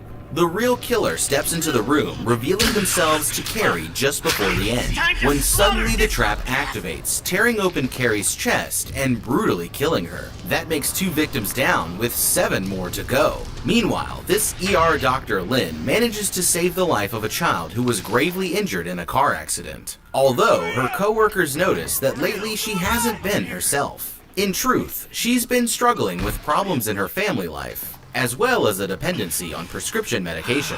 At the end of her shift, she goes to the locker room and gathers her things, only to discover that she's been locked inside. When no one answers her calls for help, she decides to try reaching someone on her cell phone. But suddenly, the pig mask-wearing attacker lunges at her from the shadows, knocking her out and taking her away. Sometime later, she wakes up tied to a chair in the middle of a horrifying workshop, and the kidnapper reveals herself to be Amanda Young, one of Jigsaw's former victims who survived her test and eventually became his apprentice. Wheeling her into the next room, Amanda brings Lynn face to face with John Kramer himself. He explains that her hospital was where he received his fatal diagnosis, and calls her out for not appreciating the advantages that she was given in life, before telling her that he wants to play a game. That's when Amanda straps a metal collar around her neck that's holding 5 shotgun shells pointed straight at her head. The collar is linked to John's heart rate monitor, and if he dies or she tries to go out of range, it will trigger the shells, killing her instantly. Somewhere else, another victim is about to go through a series of tests. Amanda here has the only key, and if Lynn can keep John alive until the other victim completes his tests, then she'll also be free to go. Okay, Lynn may be in a tough spot, but the sad truth is that she made capturing her way too easy for Amanda here. Right up until they actually put the collar on her, Lynn wasn't in any immediate danger. Plus, they clearly need her alive to take care of John, so they might not have been willing to outright kill her if she had at least tried to fight back. As soon as she woke up, before even figuring out where she was or what was going on, the first thing that Lynn should have done was immediately start trying to set herself free. Since the only thing holding her in place were a few loosely tied ropes, if it were me, I would have quickly began moving my wrists back and forth to try and create enough space to slip my hands out, and then waited for the opportunity to start fighting back with everything that I had. Once they put that collar on her neck, it was pretty much game over, so the key would have been to try to put the beat down on Amanda here before she even had the chance to lock her in. Since John's on the brink of death, he wouldn't have been able to help his friend once the tussle started, so she's never going to get a better chance to make her play than she had right when she first woke up. Is it risky? Absolutely, but personally, I'd rather go down fighting now than wait to see whatever else these freaks have in store. Meanwhile, Lynn's estranged husband, Jeff, wakes up trapped in a wooden crate somewhere in an abandoned meatpacking plant. Looking around, he finds a tape player in there with him, and Jigsaw explains that he's been chosen because of his obsession with revenge against a drunk driver who killed his son and received only a short sentence. He's about to face several challenges offering him the chance to choose either revenge or forgiveness, with the final test being a confrontation with his son's killer if he can make it all the way through. Throwing his body weight against the sides of the container, he finally manages to knock it down from the forklift where it was suspended, busting open the crate and setting himself free. Jeff has a flashback of him standing in his son's bedroom and preparing to confront the child's killer. After a few glasses of booze, he notices that one of the kid's stuffed animals is missing and storms into his daughter's room where he catches her sleeping with it. Furious, he tells her never to touch things from the boys' rooms again, showing that he's still extremely attached to his son's possessions. Back in the room, he returns the boy's shirt to the closet when suddenly, Amanda bursts out from behind it and kidnaps him. Back in the abandoned building, Jeff picks himself up and begins to look around. On a table nearby, he finds a note that reads, "Open the door, Jeff," along with a picture of himself that's been torn out from a more complete photo, as well as a single small key. At the workshop, Amanda alternates between keeping track of Jeff's progress and watching Lynn work. The doctor starts off by running some tests to evaluate John's condition, and Amanda steps in to let him know that the game has begun. Trying to reason with her, Lynn says that they need to take John to the hospital if he's going to survive, but Amanda grabs her by the side of the head and explains that they brought her there for a reason. Going to the hospital isn't an option, but without the proper medication and equipment, Lynn argues that he'll never make it. That's when John speaks up, telling Amanda that the woman can't do her job if she continues threatening her, and reminding her to play by the rules. Suddenly, his heart rate spikes, and he begins to vomit as he slips into a full-blown seizure. Lynn immediately jumps into action, holding him still and shouting at Amanda to keep the oxygen mask over his face. Panicking, she searches the room for any seizure medication, but without it, there's nothing that they can do.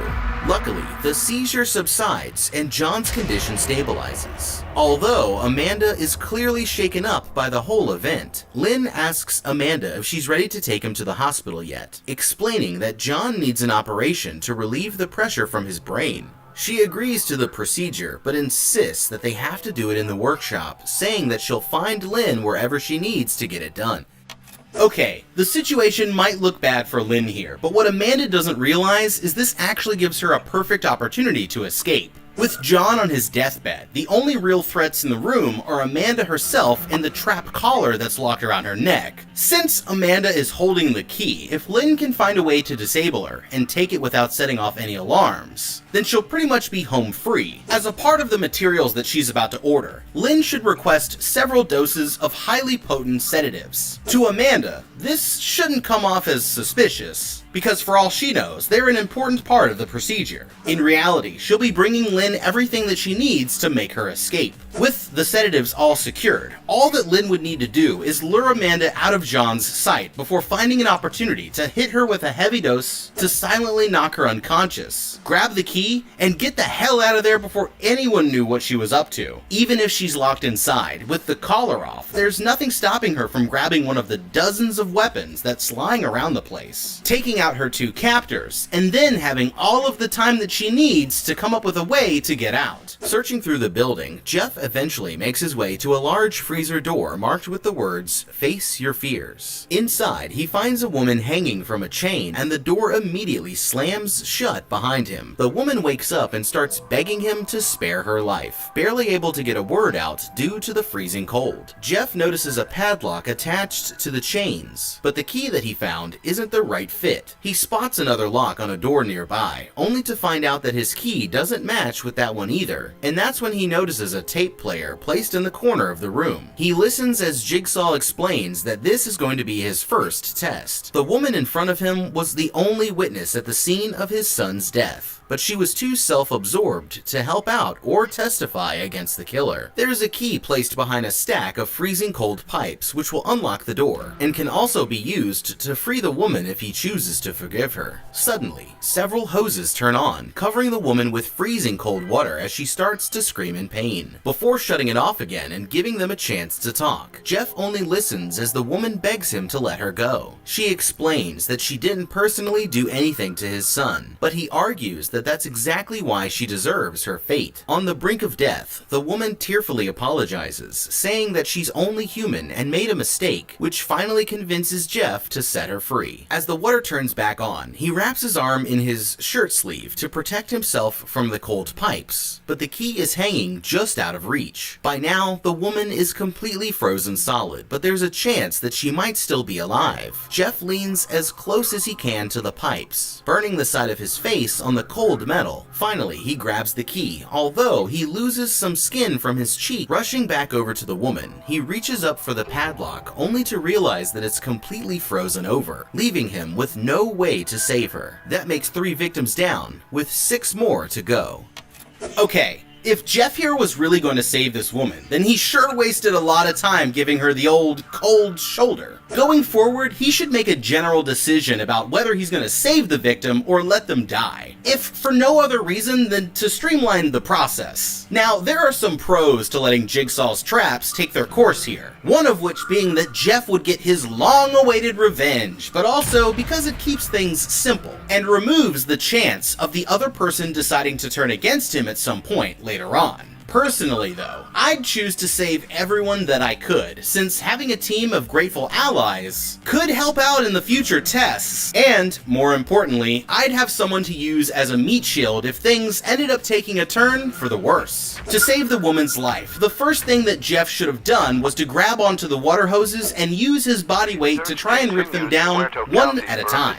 They don't look very strong, and if he could manage to disable them, then that would buy him some more time to reach the key and unlock her restraints. When it comes to going for the key itself, Jeff made a wise move by using his shirt sleeve to protect himself from the freezing pipes. What he failed to do though was think the scenario all the way through. Since the key was just out of reach, he ended up needing to get so close to the pipes that he burned some of the skin off of the side of his face. The thing is, he's actually wearing several layers of clothing, so by simply taking one of them off and using it to protect his face, he could have reached the key without causing himself any harm at all. Although he managed to get out, he's gonna have to start thinking more creatively if he wants to get through the next challenges clean and get the good ending. Out in the hallway, Jeff finds another note that reads, "One bullet will end it all," along with a picture of his son cut out from the same larger photograph. and a single handgun round back at the workshop. Lynn starts looking around while Amanda is gone, trying to come up with a plan to escape. Just then, Amanda appears behind her, saying that she knows exactly what she was up to. Instead of retaliating, she simply hands Lynn an axe, giving her an open shot to kill her,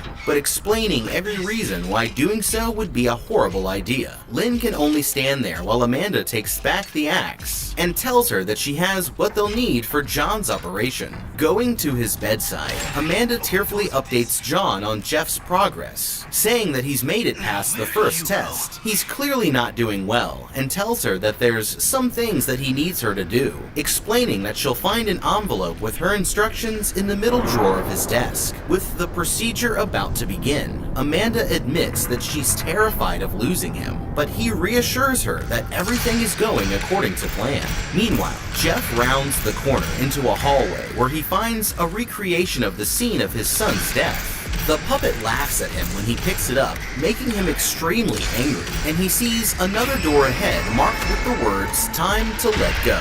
Pushing his way inside, he accidentally activates the trap, and the door slams shut behind him once again. Just then, he hears a man calling out for help somewhere in the room. Climbing a ladder to the second level, he finds another tape player hanging from a chain, and the man in question at the bottom of a huge vat. He's looking at Judge Halden, the man who let his son's killer off with an incredibly light sentence. The key for the exit and to set the judge free is hidden somewhere within his son's possessions. But to find it, he'll have to make the decision to incinerate them all. The machinery in the room powers on, and the conveyor belt carrying rotten bodies of dead pigs begins dropping them into the meat grinder, with their liquefied guts being funneled into the vat, threatening to drown the judge in the revolting ooze. Jeff slowly thinks over his decision, asking the judge if he remembers what he did. The judge pleads with Jeff to save him and not to become a killer himself, adding that he has a son as well. Okay, Jeff here needs to act quickly before he loses another perfectly good meat shield to Jigsaw's trap. The pros and cons to saving the judge or letting him die are the same as the last test. So if it were me, I'd try to spare the man's life, but he's going to need to act fast. When Jeff entered the room, he accidentally pulled a pin out of the machine's control panel, which seems to have activated the trap. That pin should still be hanging near the wall attached to the wire. So the first thing that I'd try would be to see if I could get a hold of it and return it back to its original place, hopefully shutting down the conveyor. If that didn't work, then he could just try the brute force method of destroying the control panel itself to shut down the machine that way, or finding something like a metal rod to jam into the gears and bring it to a stop. Now, when it comes to the incinerator full of his son's things, it seems like the door is only secured with a padlock, meaning that if he could strike it hard enough with any blunt object that he could find, then he could probably force his way inside without having to turn on the flames. He'd still have to figure out exactly which of the kids' items the key was hidden in though, and might end up needing to destroy them in the process anyway. As it stands right now, the smartest decision would be to just close his eyes and quickly flip on the incinerator without allowing himself to overthink it. Unless he wants to be stuck there revengeless forever, he's gonna have to find that key to get out of the room regardless of what happens to the judge. So it's best to just get it over with as quickly as possible. That way he can hopefully save the man in time and have a potentially helpful ally, while also bringing himself that much closer to freedom and his son's killer. Taking his time, Jeff makes his way to the incinerator, but he can't bring himself to destroy the only physical connections that he has left to his son. Eventually, the judge stops screaming. Jeff reluctantly activates the incinerator and watches as his son's things are turned to ashes before his very eyes. The key falls out, and he rushes back to the vat, where he finds the judge only seconds away from drowning in the guts. Jeff unlocks the chain and pulls him up just in time. Back at the workshop, Lynn prepares everything that she'll need for John's operation, and Amanda shows up to give him another update on Jeff's progress. Lynn explains that she has to cut away a part of John's skull to relieve the pressure on his brain. Although she can give him local anesthesia to help numb the pain, he'll have to remain fully alert through the duration of the procedure. First, she uses a scalpel to slice open and peel back the skin from the area, revealing the surface of his skull, and she tells John to keep his mouth closed while she fires up a power drill and makes 4 holes in the bone. Lynn then picks up a circular saw and carefully cuts out a section of his skull one side at a time. Finally, the procedure is complete, but suddenly, John's heart rate begins to drop. Lynn does whatever she can to keep him alive, and Amanda goes into full-blown panic mode. Luckily, he manages to stabilize, but as he's coming to, he grabs Lynn's arm and tells her that he loves her, causing Amanda to storm out of the room. While Lynn's cleaning up after the surgery, Amanda comes in and gives old Johnny a big hug. Lynn chimes in that, since he's still in shock, John can't hear her. Furious, Amanda grabs her by the throat and is about to draw a pistol when suddenly John wakes up, ordering his minion to let the doctor go and telling her to leave the room. Once she's gone, he apologizes to Lynn for her behavior. Outside, Amanda has a flashback to the aftermath of the first game that she helped Jigsaw set up. One of the victims, a man named Adam, had survived the trial, but was left to die from his wounds in a dilapidated bathroom. Feeling guilty, Amanda returned to the room and promised to free him, although what she really meant was suffocating him to death with a plastic bag. This made her a murderer, which is strictly against Jigsaw's code. Meanwhile, Jeff and the judge arrive outside the door to the 3rd stage of his test, which is marked with the words, "Here's your chance." On a table nearby, he finds a note reading "One step closer to your revenge," along with a handgun magazine and a torn out picture of his daughter. The judge apologizes for what happened to his son, but also argues that vengeance won't solve anything. Still, Jeff kicks through the door, activating the final trap. Inside the room, he finds a man hooked up to a cross-like torture device with a tape player hanging from his neck. The man before him is the driver who struck and killed his son, and now's his chance to finally take his revenge, or forgive the man and set him free. The device is going to slowly twist his arms, feet, and neck, tearing him apart one limb at a time, unless Jeff retrieves a key that's placed at the end of a long glass box and tied to the trigger of a double-barreled shotgun. As soon as the tape is finished, the door that they come through slams shut, and a timer begins to count down from 1 minute as the machine jolts to life. Jeff only stands there and watches as the man's right arm is twisted until the bone snaps and tears through his skin. Trying to save him, the judge goes for the key himself but is too afraid to grab it. The man's left arm is next, snapping in the same way, but as his feet begins to twist, Jeff finally decides to spare his life. Moving over to the box, he quickly observes how it's set up before reaching in and pulling the key towards him as far as he can. Carefully, Jeff unlatches the hook and takes the key, but the moment that he lets go, the shotgun fires, tearing off the side of the judge's face and killing him. With only seconds left, he goes back over to the trap, but can't manage to find the place for the key in time, and the device snaps the man's neck while Jeff can't do anything else but watch. That makes 5 victims down, with 4 more to go.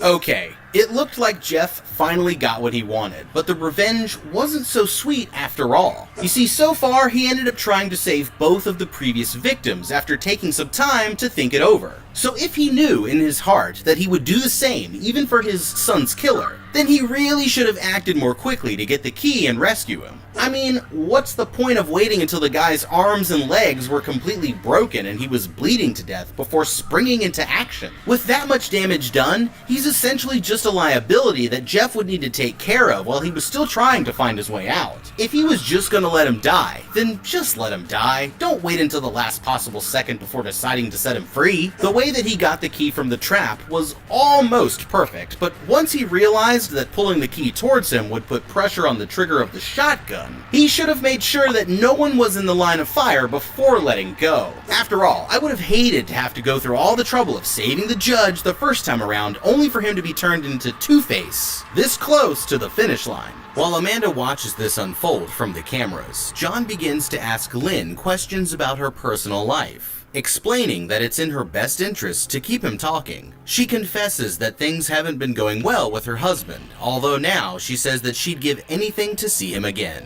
But John calls her out for playing a part in the failing relationship and not being there for her children. Grabbing his hand, Lynn begs him to let her go. Just then, Amanda walks in to give them a progress update, but John only tells her to beat it. Heartbroken, she goes into the next room and grabs a handgun before returning to John's bedside and telling him that Jeff has completed the third test. According to John, this means that Lynn is free to go, but Amanda refuses to remove the collar and honor her end of the deal. That's when he confronts her with the knowledge that she's been secretly killing off survivors of the game, including Eric, who had her falsely imprisoned and essentially caused the downward spiral that her life became. It turns out that Eric had managed to free himself before she left the abandoned building where he was being held. After hearing him coming down the hallway, Amanda first decided to hide and let him go, but he quickly discovered her and attacked her with a metal pipe. During the scuffle, she managed to kick Eric in his injured ankle, causing him to become stunned with pain and giving her a chance to escape. However, as she was walking away, he began mocking her, and in her rage, she turned back to finish the job. Although this broke the rules, John still chose to forgive her, giving her one final chance to prove that she could be his successor. Confused, she asks why this woman is so important to him, but John responds that she isn't important to him at all. However, she is incredibly important to Amanda herself, adding that this is her last chance to get things right. As he makes his way through the building, Jeff finds a final note with the words "last chance" and the matching handgun for the magazine and bullet that he picked up along the journey. Jeff steps into the workshop and calls out for his wife, but as she runs to him, Amanda fires a single shot into her back. Furious, Jeff raises his pistol and uses his only bullet to shoot Amanda in the neck. As she collapses to the floor, bleeding to death, John reveals that the test had actually been Amanda's all along. Because her games were unwinnable, her test subjects were really nothing more than murder victims. And so, he decided to give her one more opportunity to prove that she could play by the rules. While setting up this test, he deliberately left her in the dark about the couple's backstory, hoping that she'd do the right thing and set Lynn free when she won the game, which she ended up failing to do. Now, her game is finished, and Amanda falls to the ground, dead. That makes 6 victims down, with 3 more to go. Jeff raises his gun and points it at John, but the man argues that no amount of revenge will make things right. Laughing, he pulls the trigger, but the weapon is empty, and so he turns his attention back to his wife. John explains that he can have an ambulance arrive in 4 minutes to save the woman's life, but the only way that Jeff can help her is to resist his desire for revenge and forgive him. Jeff approaches his bedside and says that he forgives him, but suddenly raises a circular saw, using it to slit John's throat.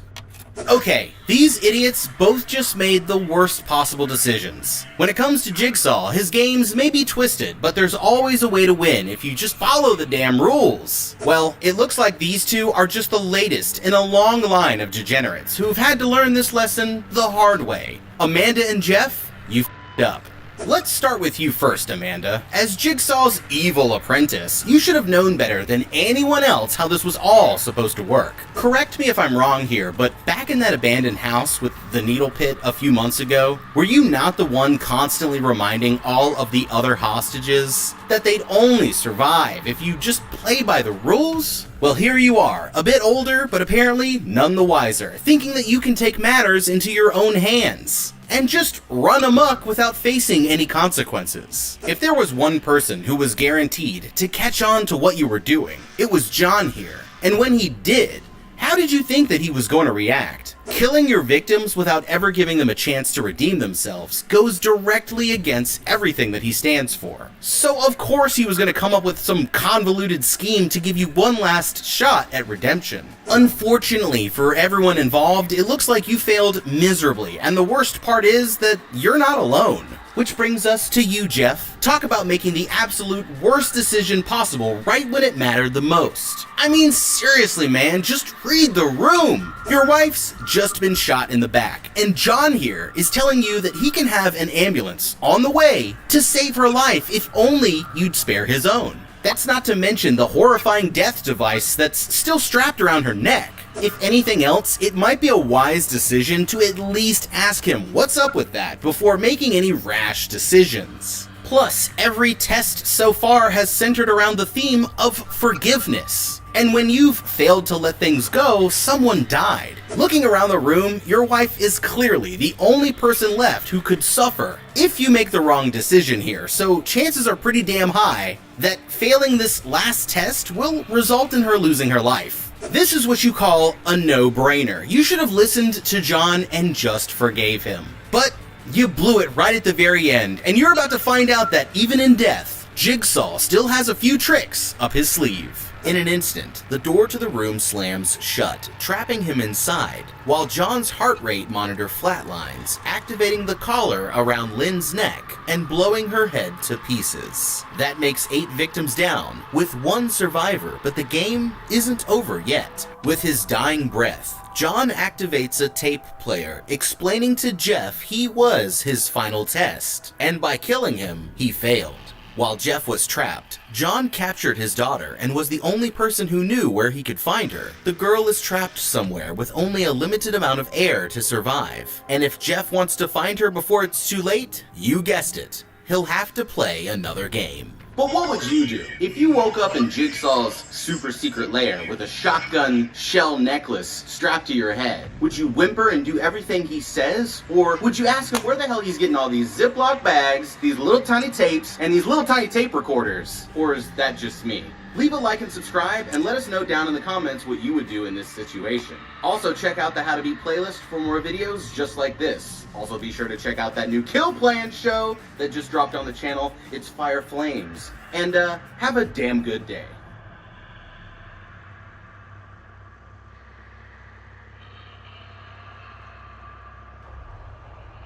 If you were forced to compete in a death game to save the life of your best friend, what would you do? These detectives are dropping like flies, and now it's up to the last man standing to save them, but only if he can learn his lesson before it's too late. I'm gonna break down the mistakes made, what you should do, and how to beat Riggs' scavenger hunt of death in Saw 4.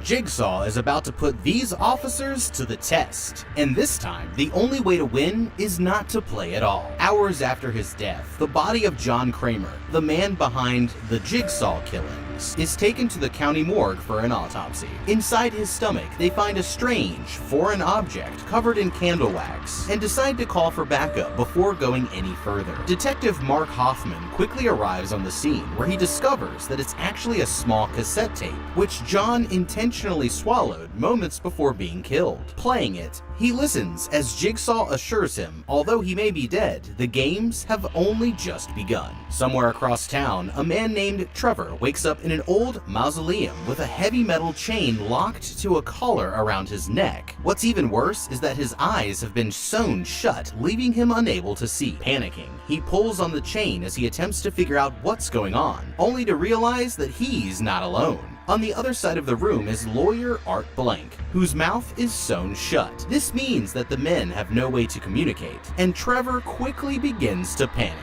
Scrambling around the room, he knocks over a box of tools and starts blindly pelting them at Art, who thinks that he must be his kidnapper. That's when Art notices the key to his collar is hidden on the back of Trevor's neck, which he'll somehow have to get his hands on if he's going to escape. Between them is a strange mechanical device, and when Trevor yanks on his end of the chain, he accidentally activates the trap, which begins slowly pulling them both closer and closer together. They each grab a weapon, and while Trevor stands in the center of the room taking wild swings at the air, Art cautiously moves in and hits him in the back before attempting to grab the key, convinced that Art must be trying to kill him. Trevor reaches back and stabs him in the leg with a hook, dropping him to the floor and quickly crawling away. Furious, Art pulls out the hook and brings it down into the side of the man's neck before grabbing the key, but Trevor spins around and slices him across the jaw with a small axe. As he closes in to finish the job, Art uses the chain to catch his arm and hits him with a nasty roundhouse kick. Still, the man keeps attacking, leaving him with no choice but to grab a nearby hammer and strike him in the head several more times, finally finishing the job.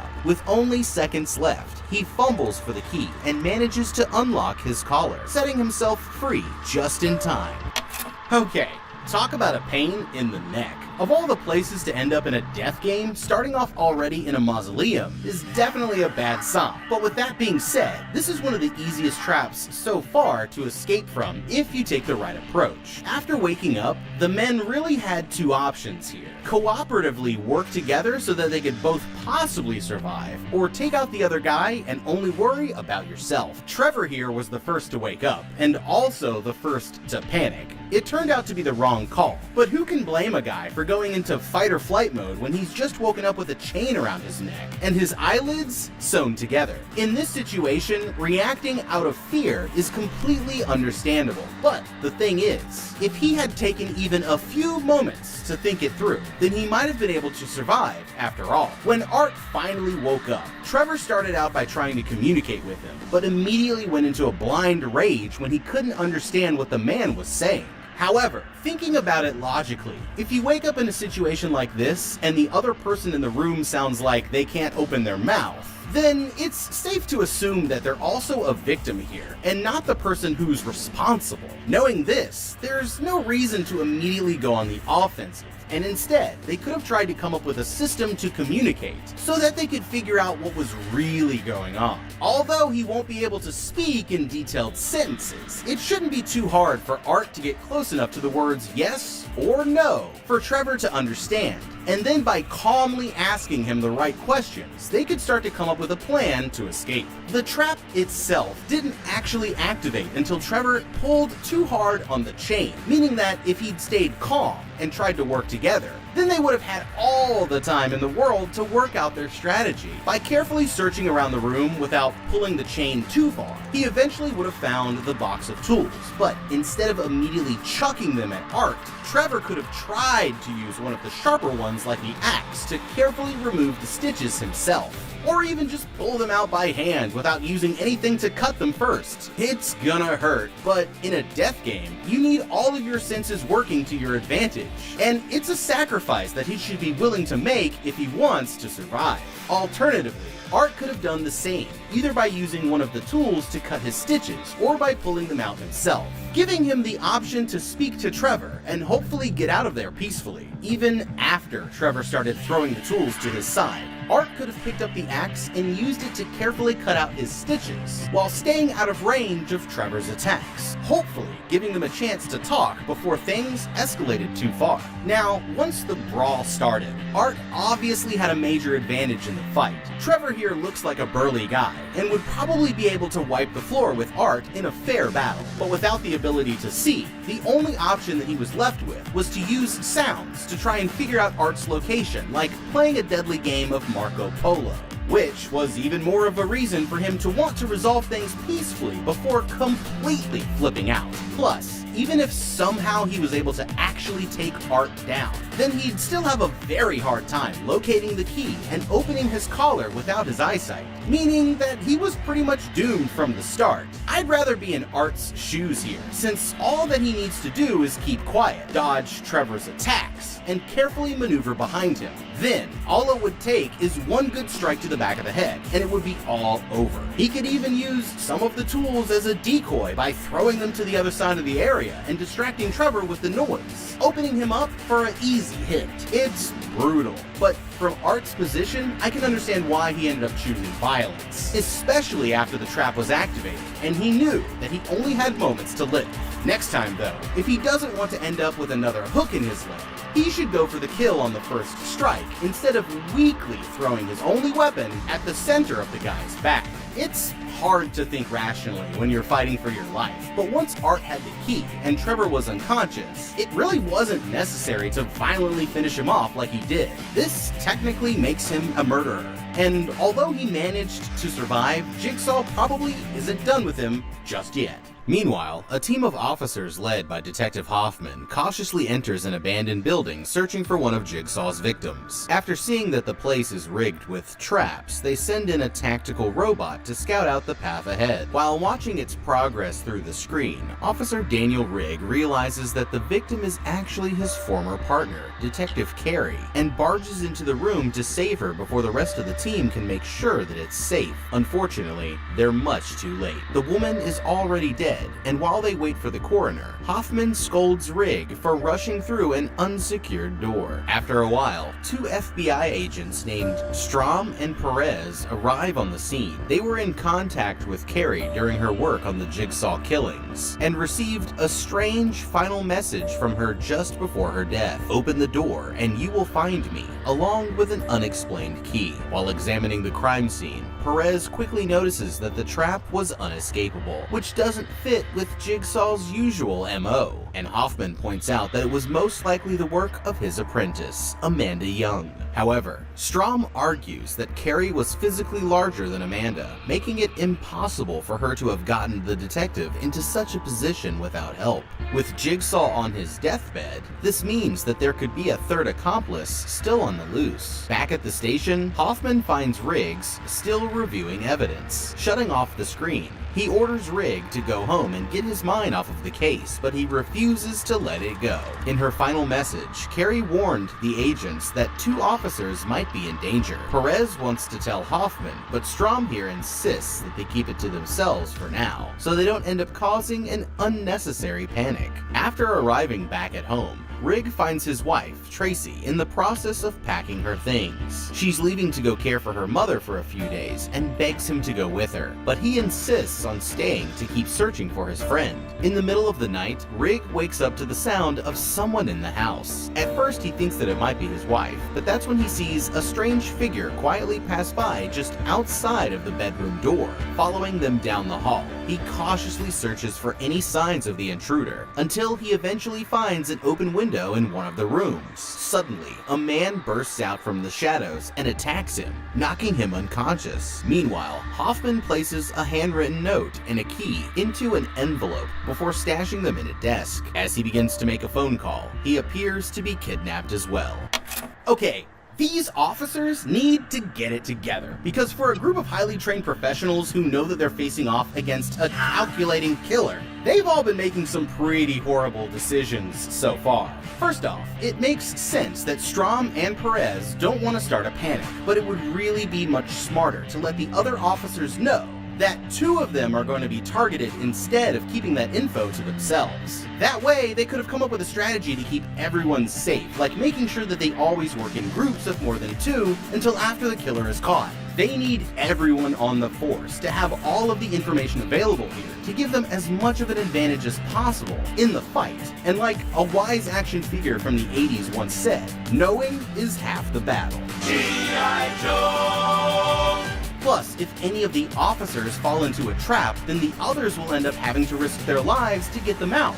Which means that it's much better for them all to be aware that they might be in danger, so that they can watch out for any ambushes, and prevent themselves from ever being captured in the first place, with everyone from his team becoming victims except for him. Officer Rigg was very likely to be one of the next targets, and they missed a perfect opportunity to use him as bait to lure the kidnapper out. After sending him home for the night, I would have had a team of officers secretly tail him and stake out his house. That way, they could be on the scene to step in immediately if something Jigsaw related went down. Now, Rigg here didn't exactly make himself the hardest target to kidnap either, since he's been aware that Jigsaw has been systematically targeting everyone around him. Splitting up from his wife was a horrible idea. Even if the killer didn't go after him directly, they could have easily gotten to her the moment that she was alone, which means that the safest choice would have been for them to stick together. If this meant taking a few days off to go with her out of town, then that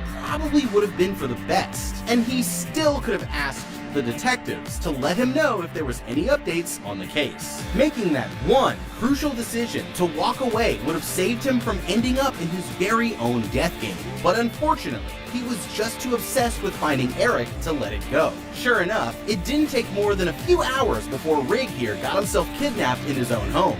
Hey, call me paranoid, but if I knew that Jigsaw was going after my coworkers like he was checking them off of a grocery list, then you could be damn sure that I'd triple check the locks on every window and door in the house before going to sleep.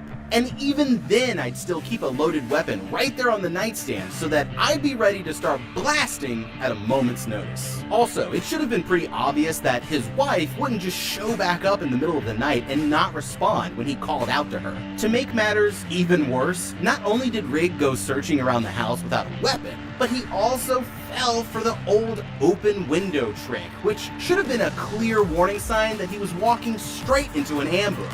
Instead of stumbling around the house in the dark and leaving himself open for an attack, what Rig needed to do here was quietly grab his gun, put some pillows under the sheets to make it look like he was still in bed, and then patiently wait on the other side of it, just out of sight. This way, if it turned out that someone was there looking to kidnap him, then they'd eventually circle back to find out why he wasn't coming to investigate the obvious bait. The decoy that he set up should be enough to momentarily distract them, giving him enough time to confirm that they were really a threat before popping up and emptying the clip. After all, the best way to survive a death game is to make the right moves and never end up in one to begin with.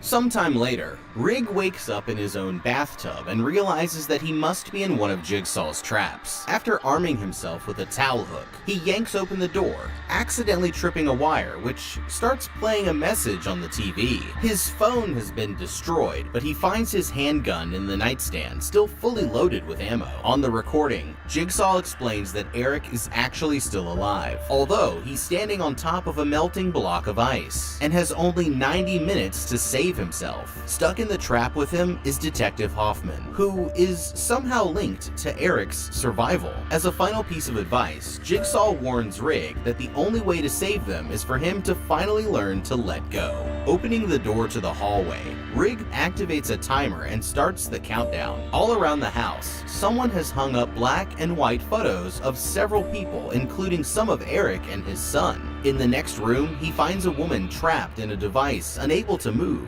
and the message, "See what I see," written on the wall. The TV suddenly turns on, and Jigsaw explains that this is his first test. Although the woman may look like a victim, he sees her as a criminal who doesn't deserve to live, and encourages Rig to walk away instead of trying to save her. Ignoring the advice, Rig pulls off her mask and accidentally activates the trap, which begins slowly pulling back on her hair in a way that will eventually scalp her. Panicking, she tells him that the combination to set her free is hidden somewhere within the gears, but he decides that trying to find the numbers will take too long. Instead, he rushes to the kitchen looking for a knife to cut her hair, only to find that the drawer has already been emptied, and now the only thing inside is a mocking note from Jigsaw warning him that time is wasting. Rushing back into the room, Rig draws his pistol and fires several shots into the machine. For a moment, it seemed like it worked, but the device quickly starts back up again. Finally, he decides to look for the hidden numbers, and manages to save the woman's life just in time. The woman collapses to the floor, badly injured but still alive, and Rig runs to find her something to treat her wounds. As soon as he's gone, she crawls to the TV stand and pulls out a large knife, which she uses to ambush him when he comes back into the room. Rig tries to reason with her and dodges her attacks for as long as he can, but the woman won't give up, forcing him to grab her by the hair and slam her head into a mirror on the wall. As she lays on the ground, Rig picks up her tape player and listens to the message, realizing that the woman was instructed by Jigsaw to kill him if he set her free so that she wouldn't be imprisoned for her crimes. Leaving her behind, he finds a box containing 2 keys, as well as a note explaining that one saves a life and one takes it away. The first key opens a room at a nearby motel, so he decides to make that the next stop in his search. Okay, Rig's game has officially begun, but if he had approached things with a much better strategy, then he might have prevented it from ever starting at all. Imagine waking up in your bathtub with no idea how you got there. Luckily, you've still got your kidneys, but there's a red question mark on the door that looks all too familiar.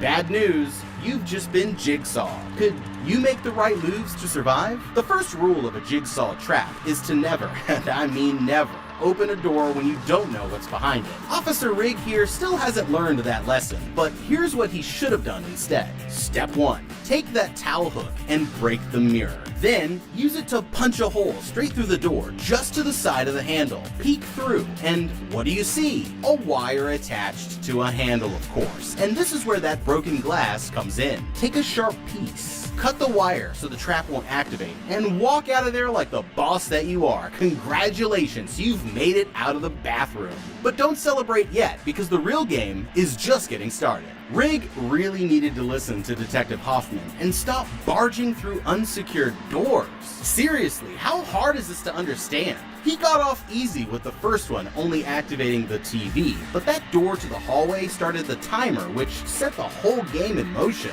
If he would have used the same trick as I suggested for the bathroom and punched a hole to the side of the handle before using a shard of glass to cut the wire, then he probably could have avoided ever starting the countdown. Alternatively, there was always the option of climbing out one of his bedroom windows instead of going through the door at all. And personally, I'd rather take my chances with gravity than whatever Jigsaw has planned, because that way, at least I'd know what I was getting myself into. Even the trap that the woman was stuck in didn't actually start until he pulled off her mask before checking to see if it was attached to anything. If he'd taken a moment to just look around, then he would have seen the wire, and once again, all that he would have needed was a simple piece of broken glass to disarm it, or he could have just let her stay there until help arrived if that wasn't working. Now, once the trap was started, Rigg had much less time to decide what to do.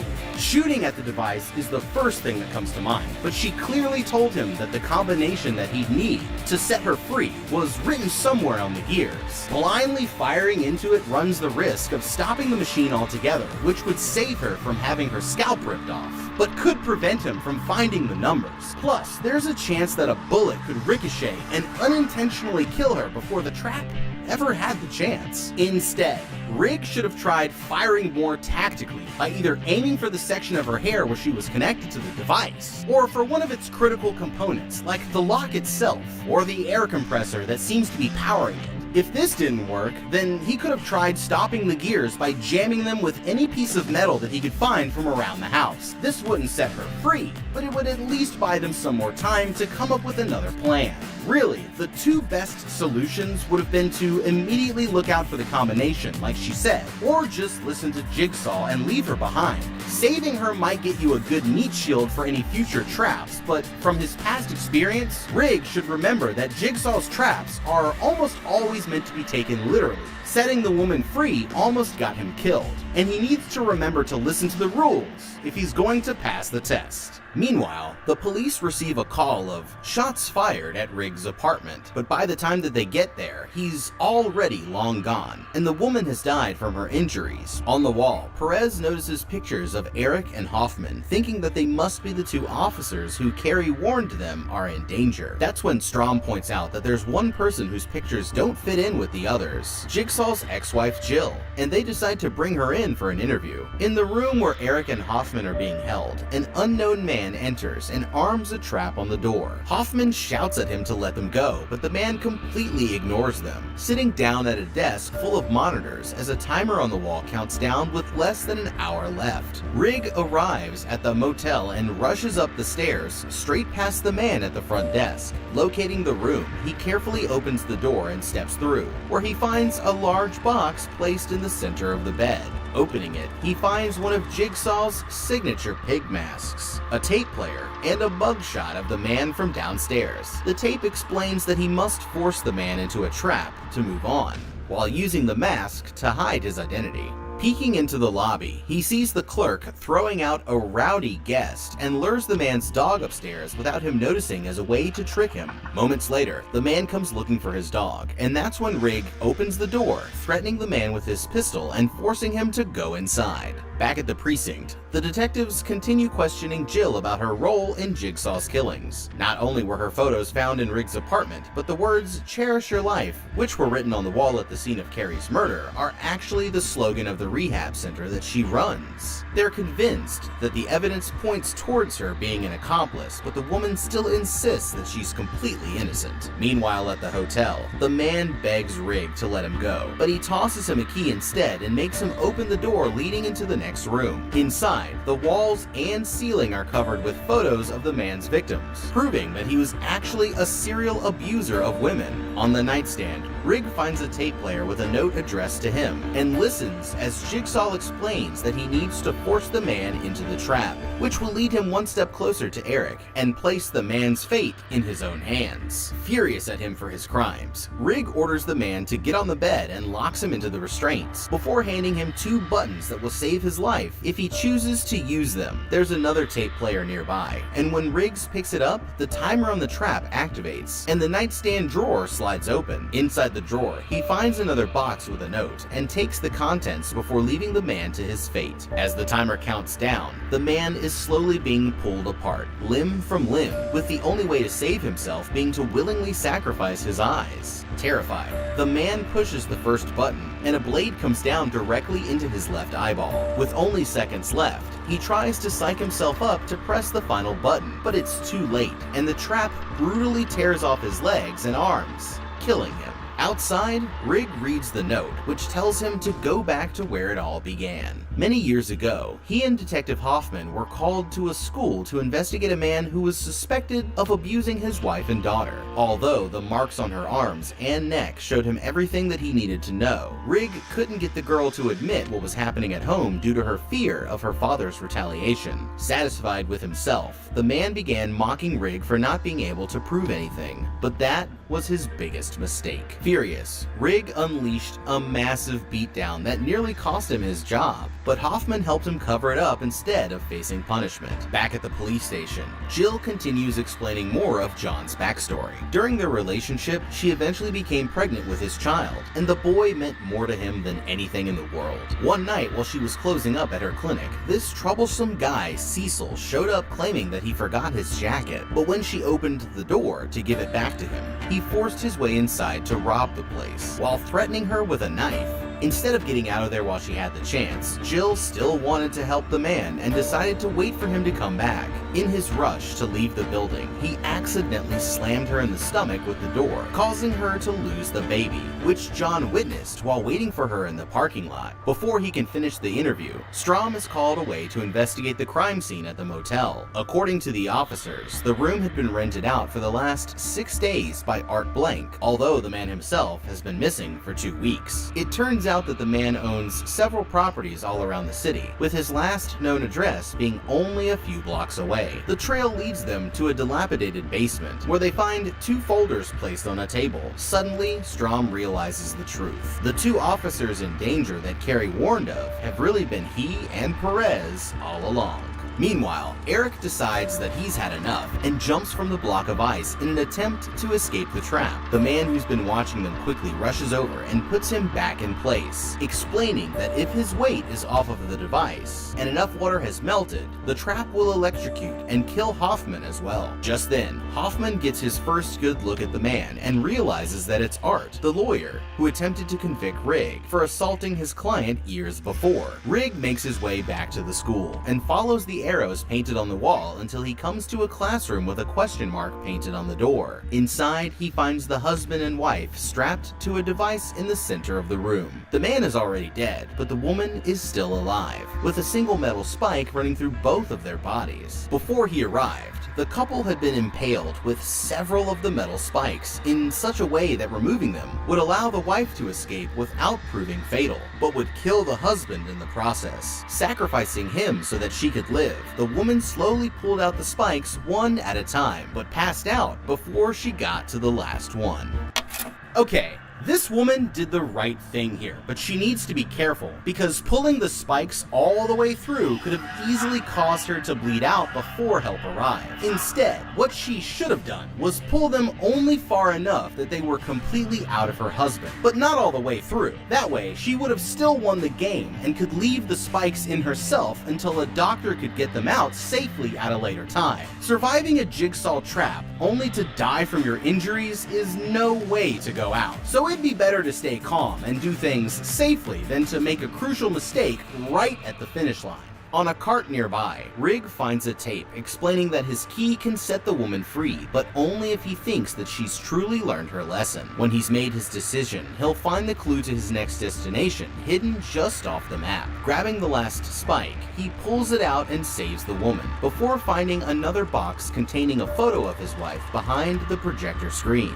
On the back of the picture is the message, "Go home," but the G appears different from the rest of the letters. That's when Rig realizes that it's in the same style as the label from the knife back at his apartment, leading him to a meatpacking plant that once belonged to Jigsaw. Handing the woman the key, he tells her that she can use it to save herself before pulling the fire alarm on his way out, so that the cops will come help her. Once again, Rig is already gone by the time that the officers arrive on the scene. While investigating the classroom, Perez gets a phone call informing her that all of the victims were clients of Art Blank's, including Jill as well. Perez finds out that Jill apparently owns the very building that they're inside of, and she and Strom decide to search the place for any more clues. In an office down the hall, they find Jigsaw's puppet sitting on a chair with a tape player around its neck. On the recording, Jigsaw warns Perez that her partner is about to kill an innocent man and tells her that her next move is critical. Confused, the woman leans forward to investigate further, when suddenly the doll's face explodes, riddling her with shrapnel and leaving her alive but in critical condition. As the paramedics take her away, she hands Strom the key from Carrie's final message, and now it's up to him to finish this on his own. Okay, that's one way to get your mind blown. Who would have guessed that in a room with an actual puppet? Detective Perez here would turn out to be the real dummy. Congratulations, Detective. You f***ed up. Here's a question for you, Sherlock. How many crime scenes do you need to investigate before you learn never to let your guard down when there's Jigsaw on foot? Seriously, haven't you officers figured it out by now that you need to carefully disarm anything Jigsaw related before messing with it? I wanted to cut you some slack because you're new here, but the fact is, nobody's safe when Jigsaw's around. And one small mistake could cost you or someone else's life, which it looks like you almost just learned the hard way. That's not to mention the warning you received from Jigsaw himself just a few hours ago. Remember? The one that specifically said that you're in danger and warned you to step back? I bet you get the message now, but unfortunately, it's a little too late. Luckily, you survived long enough for paramedics to arrive, but if you don't pull through, then at least you'll have plenty of company when you walk right into a Jigsaw trap, as if you haven't spent the last 24 hours picking up what was left of his latest victims. Detective Perez, you f***ed up. Meanwhile, Eric comes up with a new plan and pretends to choke to death from the pressure of the chain around his neck. Seeing this, Art rushes over to wake him up, which is when Eric attacks him, kicking him to the ground and nearly electrocuting Hoffman in the process. At the last moment, Art manages to get him back under control and explains that he's not the one that Eric should be worried about. There's another person involved in their test who hasn't shown up yet, but if that guy passes his test and Eric survives until the timer runs out, then they'll all be free to go. As his final task, Art hands Eric a revolver with a single bullet, saying that it's now up to him whether he lives or dies. Back at the station, Strom has to give Perez's mom the bad news and starts tearing up the office out of frustration. Just then, he notices a picture of John and Art outside of the meatpacking plant, but still can't put the pieces together just yet. Furious, he storms back into the interrogation room and demands that Jill explains the connection between John and the lawyer. After losing their child, John fell into a state of intense depression, blaming Jill for what had happened and secluding himself from her, as well as his business dealings with Art. Eventually, she and the lawyer tracked him down at his workshop, where they asked him to come back to his normal life, but he refused, still too upset to care about anything other than revenge. Soon afterwards, John was diagnosed with terminal cancer and crashed his car in an attempt to take his own life, which he ended up surviving. Hearing of this, Jill tried reaching out to him one last time, but the man who she knew before was completely gone. Cecil, the man who caused the loss of their child, had gone missing, and John explained that he'd show him not to take life for granted. After kidnapping the man at the Year of the Pig festival, John brought him to the workshop and made him the subject of his first test. When Cecil woke up, he found himself trapped in a device with metal spikes driven through his hands and feet. He begged to be let go, but John said that the best he could do is give him a tool to set himself free. The tool turns out to be a mask made of knives, which John places around Cecil's face. In order to escape, he'll have to lean forward into the blades, moving them out of the way with his face so that he can activate a button on the other side, or staying in the chair where he'll eventually bleed to death. With no other choice, Cecil leans forward into the blades, slicing deep wounds into his face, but is ultimately unable to make it all the way through. Suddenly, the chair that he's sitting on accidentally breaks, setting him free. Furious, he lunges straight at John, only for him to dodge out of the way at the last second, which sends Cecil flying into a box full of razor wire,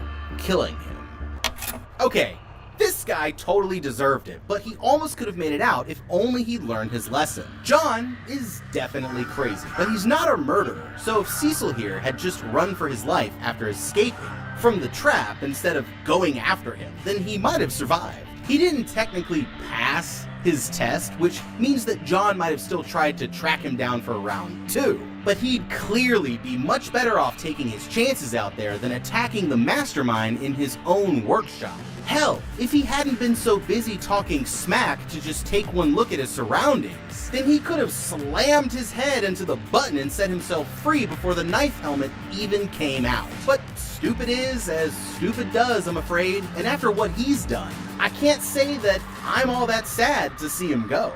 That's when Strom finally realizes that their unborn child was named after John's first building and demands that she gives him the address. Meanwhile, Rig arrives at the building and heads inside, where he finds a note reminding him to be patient because time is on his side. With only minutes left, Eric loads the revolver and notices 2 huge blocks of ice hanging from the ceiling above his head that seem to be connected to the handle of the door into the room. Further in, Rig finds a timer with less than 4 minutes remaining. In front of it are the badges of both Eric and Hoffman, and a note asking him if he's learned how to truly save a life. In the torture room, Art takes off his jacket, revealing that he's also had a device strapped to the back of his neck the entire time. From one of his pockets, he takes out a large red button, saying that it's meant to release them when the timer is up. Meanwhile, Strom follows some noises to another part of the building, where he comes to a locked meat freezer and realizes that his key will open the door. Inside, he finds a man named Jeff, who had just killed Jigsaw after completing several tests of his own in the same building. Confused, Jeff spins around and points a gun at Strom, causing the detective to shoot him twice in the chest, killing him. Rig finally makes it to the door labeled as his final test, with less than 10 seconds remaining. Desperate to save his friend, he charges straight at the door, but Eric, who can't see him clearly through the glass, fires his revolver in an attempt to stop him. The bullet hits Rig, but he still manages to barge inside, activating the trap which sends the 2 blocks of ice down, crushing Eric's head. Okay, and it all comes crashing down. There's more than a few innocent people behind bars who'd say that it's about time that Eric here got put on ice. And it looks like that wish finally came true, all because his best friend couldn't learn to be like Elsa and just let it go, let it go. Yeah, I sung it. In the end, it all came down to Hoffman's warning from the very beginning. Never go through an unsecured door. One more second and the game would have been over, but Rig was too scared to let the timer run out, even though that's exactly how Jigsaw said he could win. What Eric needed to do here was use his 1 bullet to shoot out the window the moment that he got it. That way, he could have seen when Rig was coming and warned him not to barge through and set off the trap. Even Rig could have shot out the window so that he could see what was on the other side before blindly rushing in. He thought that he only had a second left to save Eric, but the whole point of every test so far has been that the victim needs to save themselves. As is almost always the case, Jigsaw told him step by step what he needed to do to win, but he refused to listen and ended up paying the ultimate price. In the split second that this is happening, Art rushes towards Rig, and Rig shoots him in the chest. Both men collapse to the ground, with Art trying to explain that this was all one of Jigsaw's tests. But when he reaches for a tape recorder, Rig assumes that he's going for a weapon and shoots him straight in the head. The tape explains that Rig got there too fast, directly causing his friend's death. He was supposed to learn to walk away, but his inability to let things go caused him to fail. Looking over, he sees that Hoffman has set himself free, and realizes that the detective had been Jigsaw's third accomplice the whole time. Hoffman tells him that his game is over, and leaves Rig on the floor where he eventually dies from his injuries. On his way out of the building, Hoffman traps Strom in the freezer along with the bodies. As he walks away, we hear the tape from the morgue, with Jigsaw explaining to Hoffman that his test is about to begin. But what would you do if you were trapped in one of Jigsaw's traps? Would you decide to blast through your own path and find a new way to escape, or would you just follow the rules? Let us know down in the comments below. Thank you so much for watching. Leave a like and subscribe, and check out the How to Beat playlist for more videos just like this. Also be sure to check out The Kill Plan, the new show which just launched on the channel. It's awesome. Oh yeah, and have a damn good day.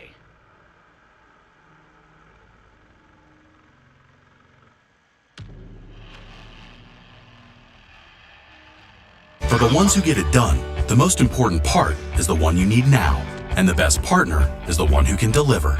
That's why millions of maintenance and repair pros trust Grainger, because we have professional-grade supplies for every industry, even hard-to-find products, and we have same-day pickup and next-day delivery on most orders. But most importantly, we have an unwavering commitment to help keep you up and running. Call, click Grainger.com, or just stop by. Grainger, for the ones who get it done. If you were trapped in a house with evil parents and a strange noise coming from behind your bedroom wall, what would you do? This family is hiding a dark secret, and the closer that Peter gets to the truth, the more insane things start to become. I'm going to break down the mistakes made, what you should do, and how to beat the monster behind the wall in Cobweb.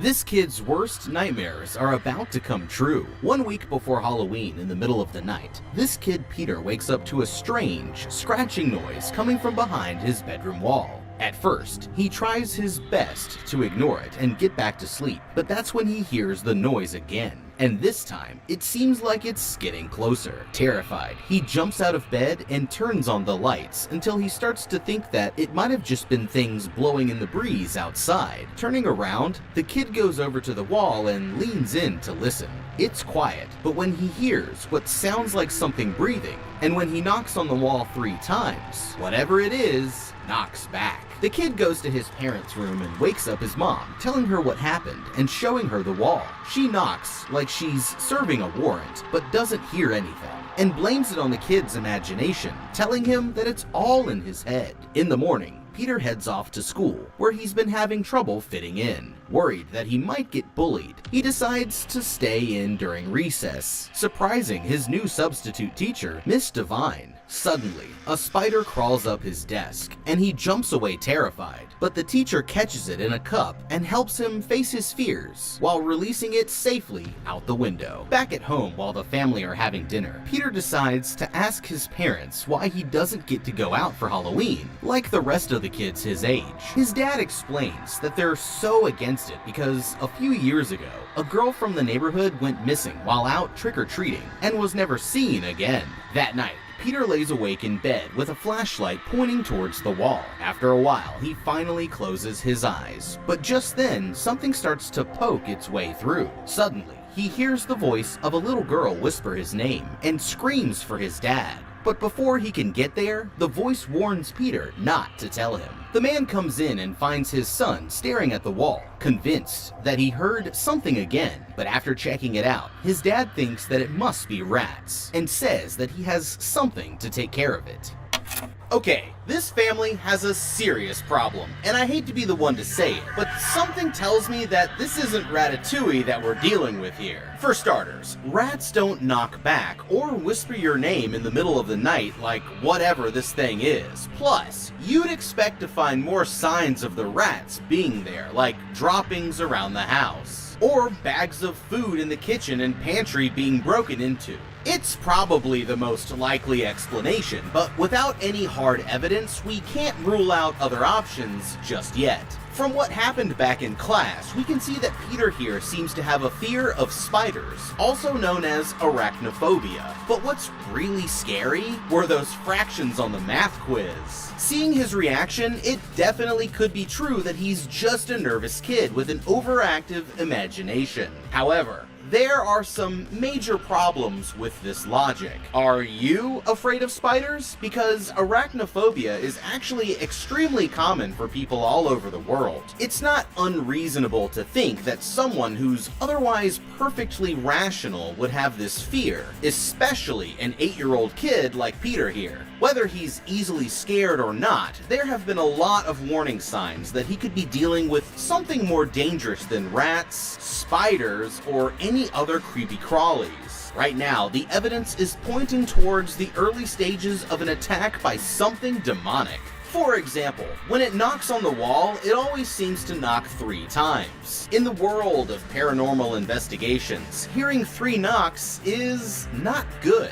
One belief is that it's meant as a warning sign that you're soon to receive bad news, or that yourself or someone close to you has passed away, or will in either 3 days, weeks, or months. When dealing with specifically demonic spirits, it's believed that they'll knock 3 times to mock the Holy Trinity, meaning that the family might have more than just a rat problem after all. Demons are also known to go specifically after children, especially kids who are emotionally vulnerable like Peter here. He's lonely at home and doesn't fit in at school, making him an easy target. The fact that it speaks to him in a child's voice means that it's trying to come off as a potential friend, which will get Peter to let his guard down and allow it to move forward with the next steps of the possession process. It's also interesting to note that it uses the voice of a little girl, just like the girl who apparently went missing on Halloween night a few years back.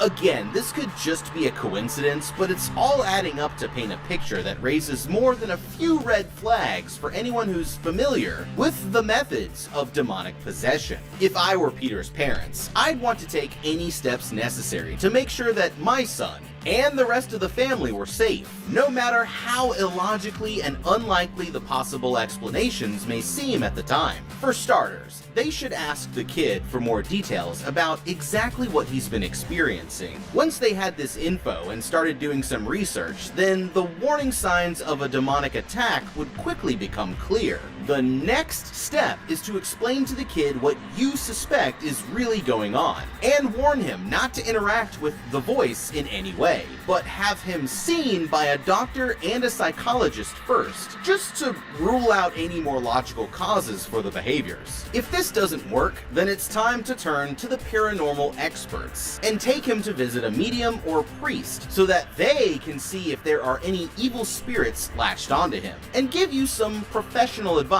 on what to do about it. Also, they should thoroughly cleanse the home of any negative energies, either by burning sage themselves or by contracting a spiritual healer to do it officially. If they've got a Ouija board or any old toys that were found already in the house when they moved in that Peter has become extremely fond of, then it's time to get rid of those ASAP, because they could be acting as a conduit for the spirit to communicate with him. Finally, since Dad's convinced that it's only a rat problem, he should really hire an exterminator to get to the source of the infestation. This way, even if the knocks continue, then at least that's one explanation ruled out, and they can focus on other possibilities to get to the bottom of it before it's too late. In the morning, he takes Peter out to the shed and makes him get a bag of rat poison. The kid mentions that it smells like cinnamon, but his dad tells him to be careful, saying that not everything is as sweet as it seems. They take the bag inside and spread the poison along the bottom of the walls, with Peter getting upset when he realizes that it's meant to kill them. Trying to make him feel better, the man argues that they have to get rid of them because they bring disease, and sometimes you have to make hard decisions to keep your family safe. Later that day, while Miss Devine is reading to the class, she notices Peter making a strange painting which looks like him in the bedroom surrounded by darkness with the words, "Help me" written on the wall. Thinking that he might be having problems at home, she decides to stop by his house after school to check in with Peter's parents. The boy's mother answers the door, but seems distant and cagey,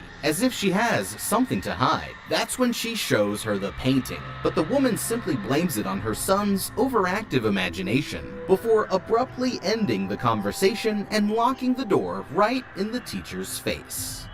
Okay, this woman is suspicious. I get the feeling that there's something going on behind those doors that she doesn't want anyone else to know about. And if Miss Divine here is picking up on the weird vibes, then she should be starting to realize that Peter's family isn't as innocent as they seem. First off, before even stepping onto the property, we can clearly see that they keep all their windows completely covered by blinds and curtains, even in the middle of the day. It's understandable that some families simply prefer to have privacy, but it's odd that they wouldn't want to even let a little bit of sunlight in, especially when you factor in all of their other strange behaviors. Now, when most people answer their front door, they simply open it and stand in the doorway while greeting their guest. However, when Peter's mom came to greet his teacher, she stepped all the way out onto the porch and closed the door behind her, as if she didn't want the woman to even get a peek inside. She also hesitated when first asked if she was Peter's mom, as if she wanted to ask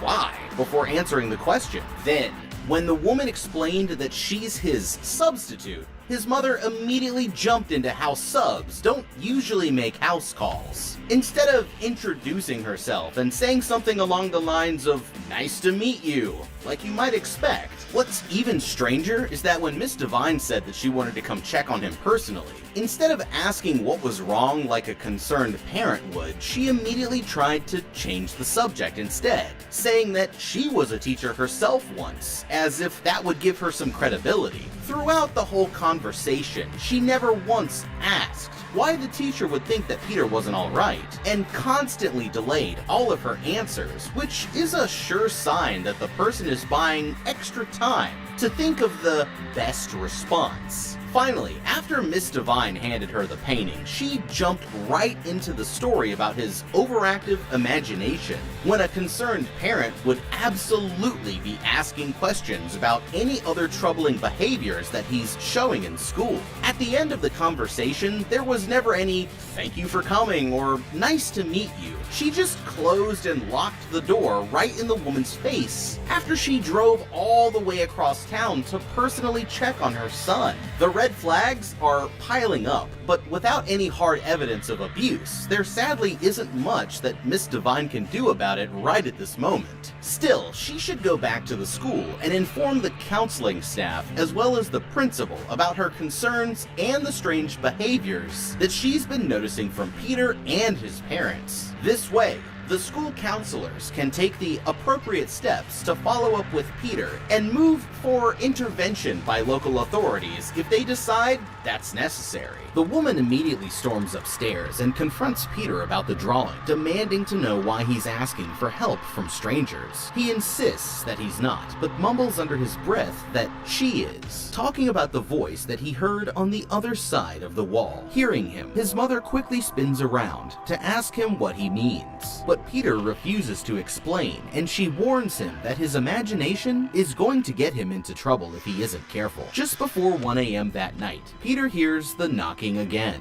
and the girl's voice calls for him to wake up. She tells him not to be scared, saying that she only wants to talk, but the boy tells her to be quiet, insisting that she isn't real. Still, the voice keeps pressuring him, saying that he seems like he could use a friend, but promising to leave if that's what he wants. Caving to the pressure, he apologizes and asks her to stay so that they can talk, but that was his biggest mistake. In school the next day, all of the kids are on the floor painting pumpkins for Halloween, and Peter gets some special attention from Miss Divine, who says that his pumpkin, Hector, is the best in the class. This bully, Brian, notices how proud he is of it. That afternoon, Brian rushes up behind Peter and shoves him down, smashing Hector and stomping it out all over the playground. That makes one victim down, with 8 more to go. That night, the voice returns, asking Peter why he's so sad. He confesses that he's been having problems with bullies, and she encourages him to stand up to Brian so that it won't happen again. In the morning, Brian's mom makes him bring Peter a crappy replacement pumpkin, and all of the other kids laugh at him as he's forced to apologize. This isn't good enough for Peter, though, who's now hearing the girl's voice in his head, and he's about to let his intrusive thoughts win. After class, Peter catches Brian with his guard down in the hallway and decides that it's time to slide for Hector. After following him to the stairwell, he shoves Brian from behind and sends him flying down the stairs, badly breaking his leg. It turns out that Peter really had that dog in him, but after seeing the aftermath of his actions, he's completely horrified. And when the authorities find out what he's done, he ends up getting permanently expelled from school. Back at home, Peter's dad is absolutely furious, shouting that they didn't raise him to solve his problems with violence. His mom finally comes clean about the painting, and when Peter tries to explain that he really heard the girl's voice, his father gets even more angry, deciding that it's time for him to be grounded. He won't just be going to his room, though. He's going to the basement, and that's when things take an even more disturbing turn. Pulling aside the refrigerator, the man reveals a strange, small door with a padlock on the outside, ordering Peter to go in. The place looks like a torture dungeon, with nothing but cobwebs hanging everywhere, and a makeshift bed made out of pallets in the middle of the floor. His mother promises that they're only doing this because they love him, before they shut off the lights and leave him there, trapped with no way out. Horrified, Peter calls out for the girl, but he gets no response, and can only sit there alone, crying in the darkness. After a while, he decides to look around, and finds a chain attached to a trap door that's hidden under the pallets. Flipping them over, he finds a metal grate that's covering up an even lower, hidden area of the basement. And when he looks down to the bottom, he sees a set of shiny white teeth smiling back up at him.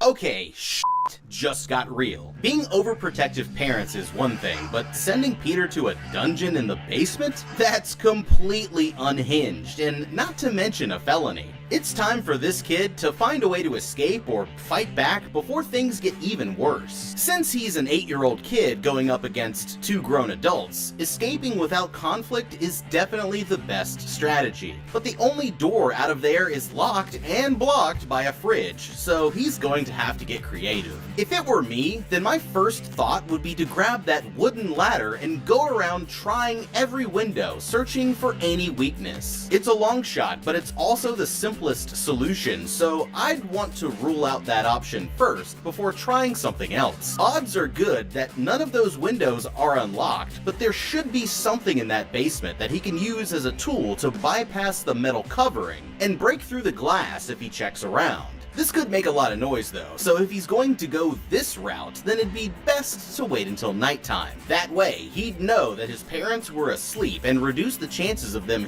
hearing anything, or just coming down to check on him and catching him in the act. If the windows don't work out, then the only option left is to get out the way that he came in. What I'd try here is to use things from around the basement to make it look like I was lying in the bed, before waiting until I heard them coming to check on me and hiding somewhere just out of sight, like inside some of those old cabinets, or even in the darkness just to the side of the stairs. Then once they were distracted by the decoy, I'd sprint up the stairs as fast as I could and hope for the best. Of course, he'd still have to figure out a way to get out of the house and contact the police, but he still has to get out of the basement first before he can do anything else. So we go for the small victories here and take things one step at a time. Now, Peter might not be ready to put the beat down on his parents just yet, but if he decides that that's the move, then he could easily modify the hide and run plan into a find a weapon, hide, and jump them strategy instead. This could severely backfire if it doesn't work out, but when the alternative is spending any more time in their punishment dungeon, we have to consider all of our options here. Getting out of there by any means necessary should be Peter's #1 priority, so if that means that these creeps need to take a 2x4 to the back of the knee, then that's a risk definitely worth taking. Peter's mom answers the door and keeps the conversation brief as usual, but just when she's about to head inside, his dad shows up and invites her in for some coffee. Nervous nervous, although not sure exactly why yet. She follows him inside and takes a seat at the kitchen table, with the mother locking the front door with a key right behind them. She asks what their plans are for Peter going back to school, and his dad says that they're going to be homeschooling him from now on. Worried, Miss Devine suggests that they search for another option that can meet his needs, but they say they have no plans on sending their son away. Realizing that the boy is nowhere in sight, she asks them where he is, and they explain that he's been grounded. When she asks to see him, the parents immediately start to get hostile, with his mother demanding to know why she keeps showing up at their house, and insisting that she'd never do anything to harm her son. Meanwhile, Peter hears the commotion and starts banging on the hidden door, but the washing machine happens to turn on at the same time, covering up his calls for help. Still, Miss Devine thinks that she might have heard something, but decides that she better go before things escalate anymore. Just as she's leaving, the washing machine briefly turns off, and she can still hear the banging coming from the kitchen. Turning around, she nearly bumps right into Peter's dad, who's standing behind her with a hammer in his hand. She asks him about the noise, but he says that it's just the washing machine, which turns on again right at that moment. With no other option, she leaves the house and sits in her car trying to collect her thoughts. Suddenly, she realizes that she lost her car keys, and while she's looking for them, Peter's dad shows up at the window, handing them back to her, and creepily watching as she drives away. Later, Peter's mother goes down into the basement and brings him some cupcakes, telling him that he can finally come out. While she's giving him a bath upstairs, his dad shows up and asks him what he's learned. Peter responds that he needs to grow up and stop telling lies or having nightmares. They say that they love and forgive him, and his dad informs him that he won't be going back to school anymore, cracking jokes about the whole situation as if he didn't just banish him to the Shadow Realm the day before. His parents tuck him into bed and close the door, but as soon as they're gone,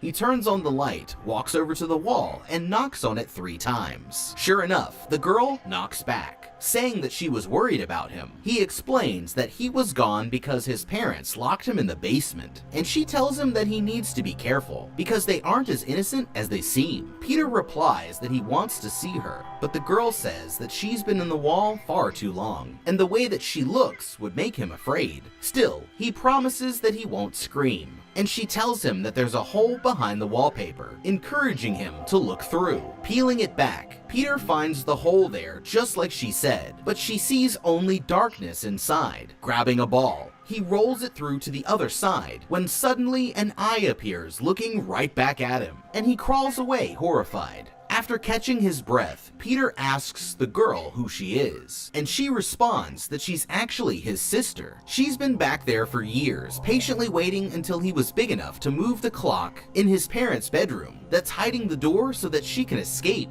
Peter admits that he's afraid, and she says that he should be, because their parents are evil, and soon they'll turn on him too. Terrified, he jumps into bed and covers himself with the sheets, trying to forget about what he just and quickly disappears out of sight, with the light in his parents' room cutting out, plunging the hallway into darkness. That's when he hears his father's voice from the corner of the room, and looks over to see the man standing there in the shadows, with a disturbing smile, and his eyes rapidly snapping open and shut.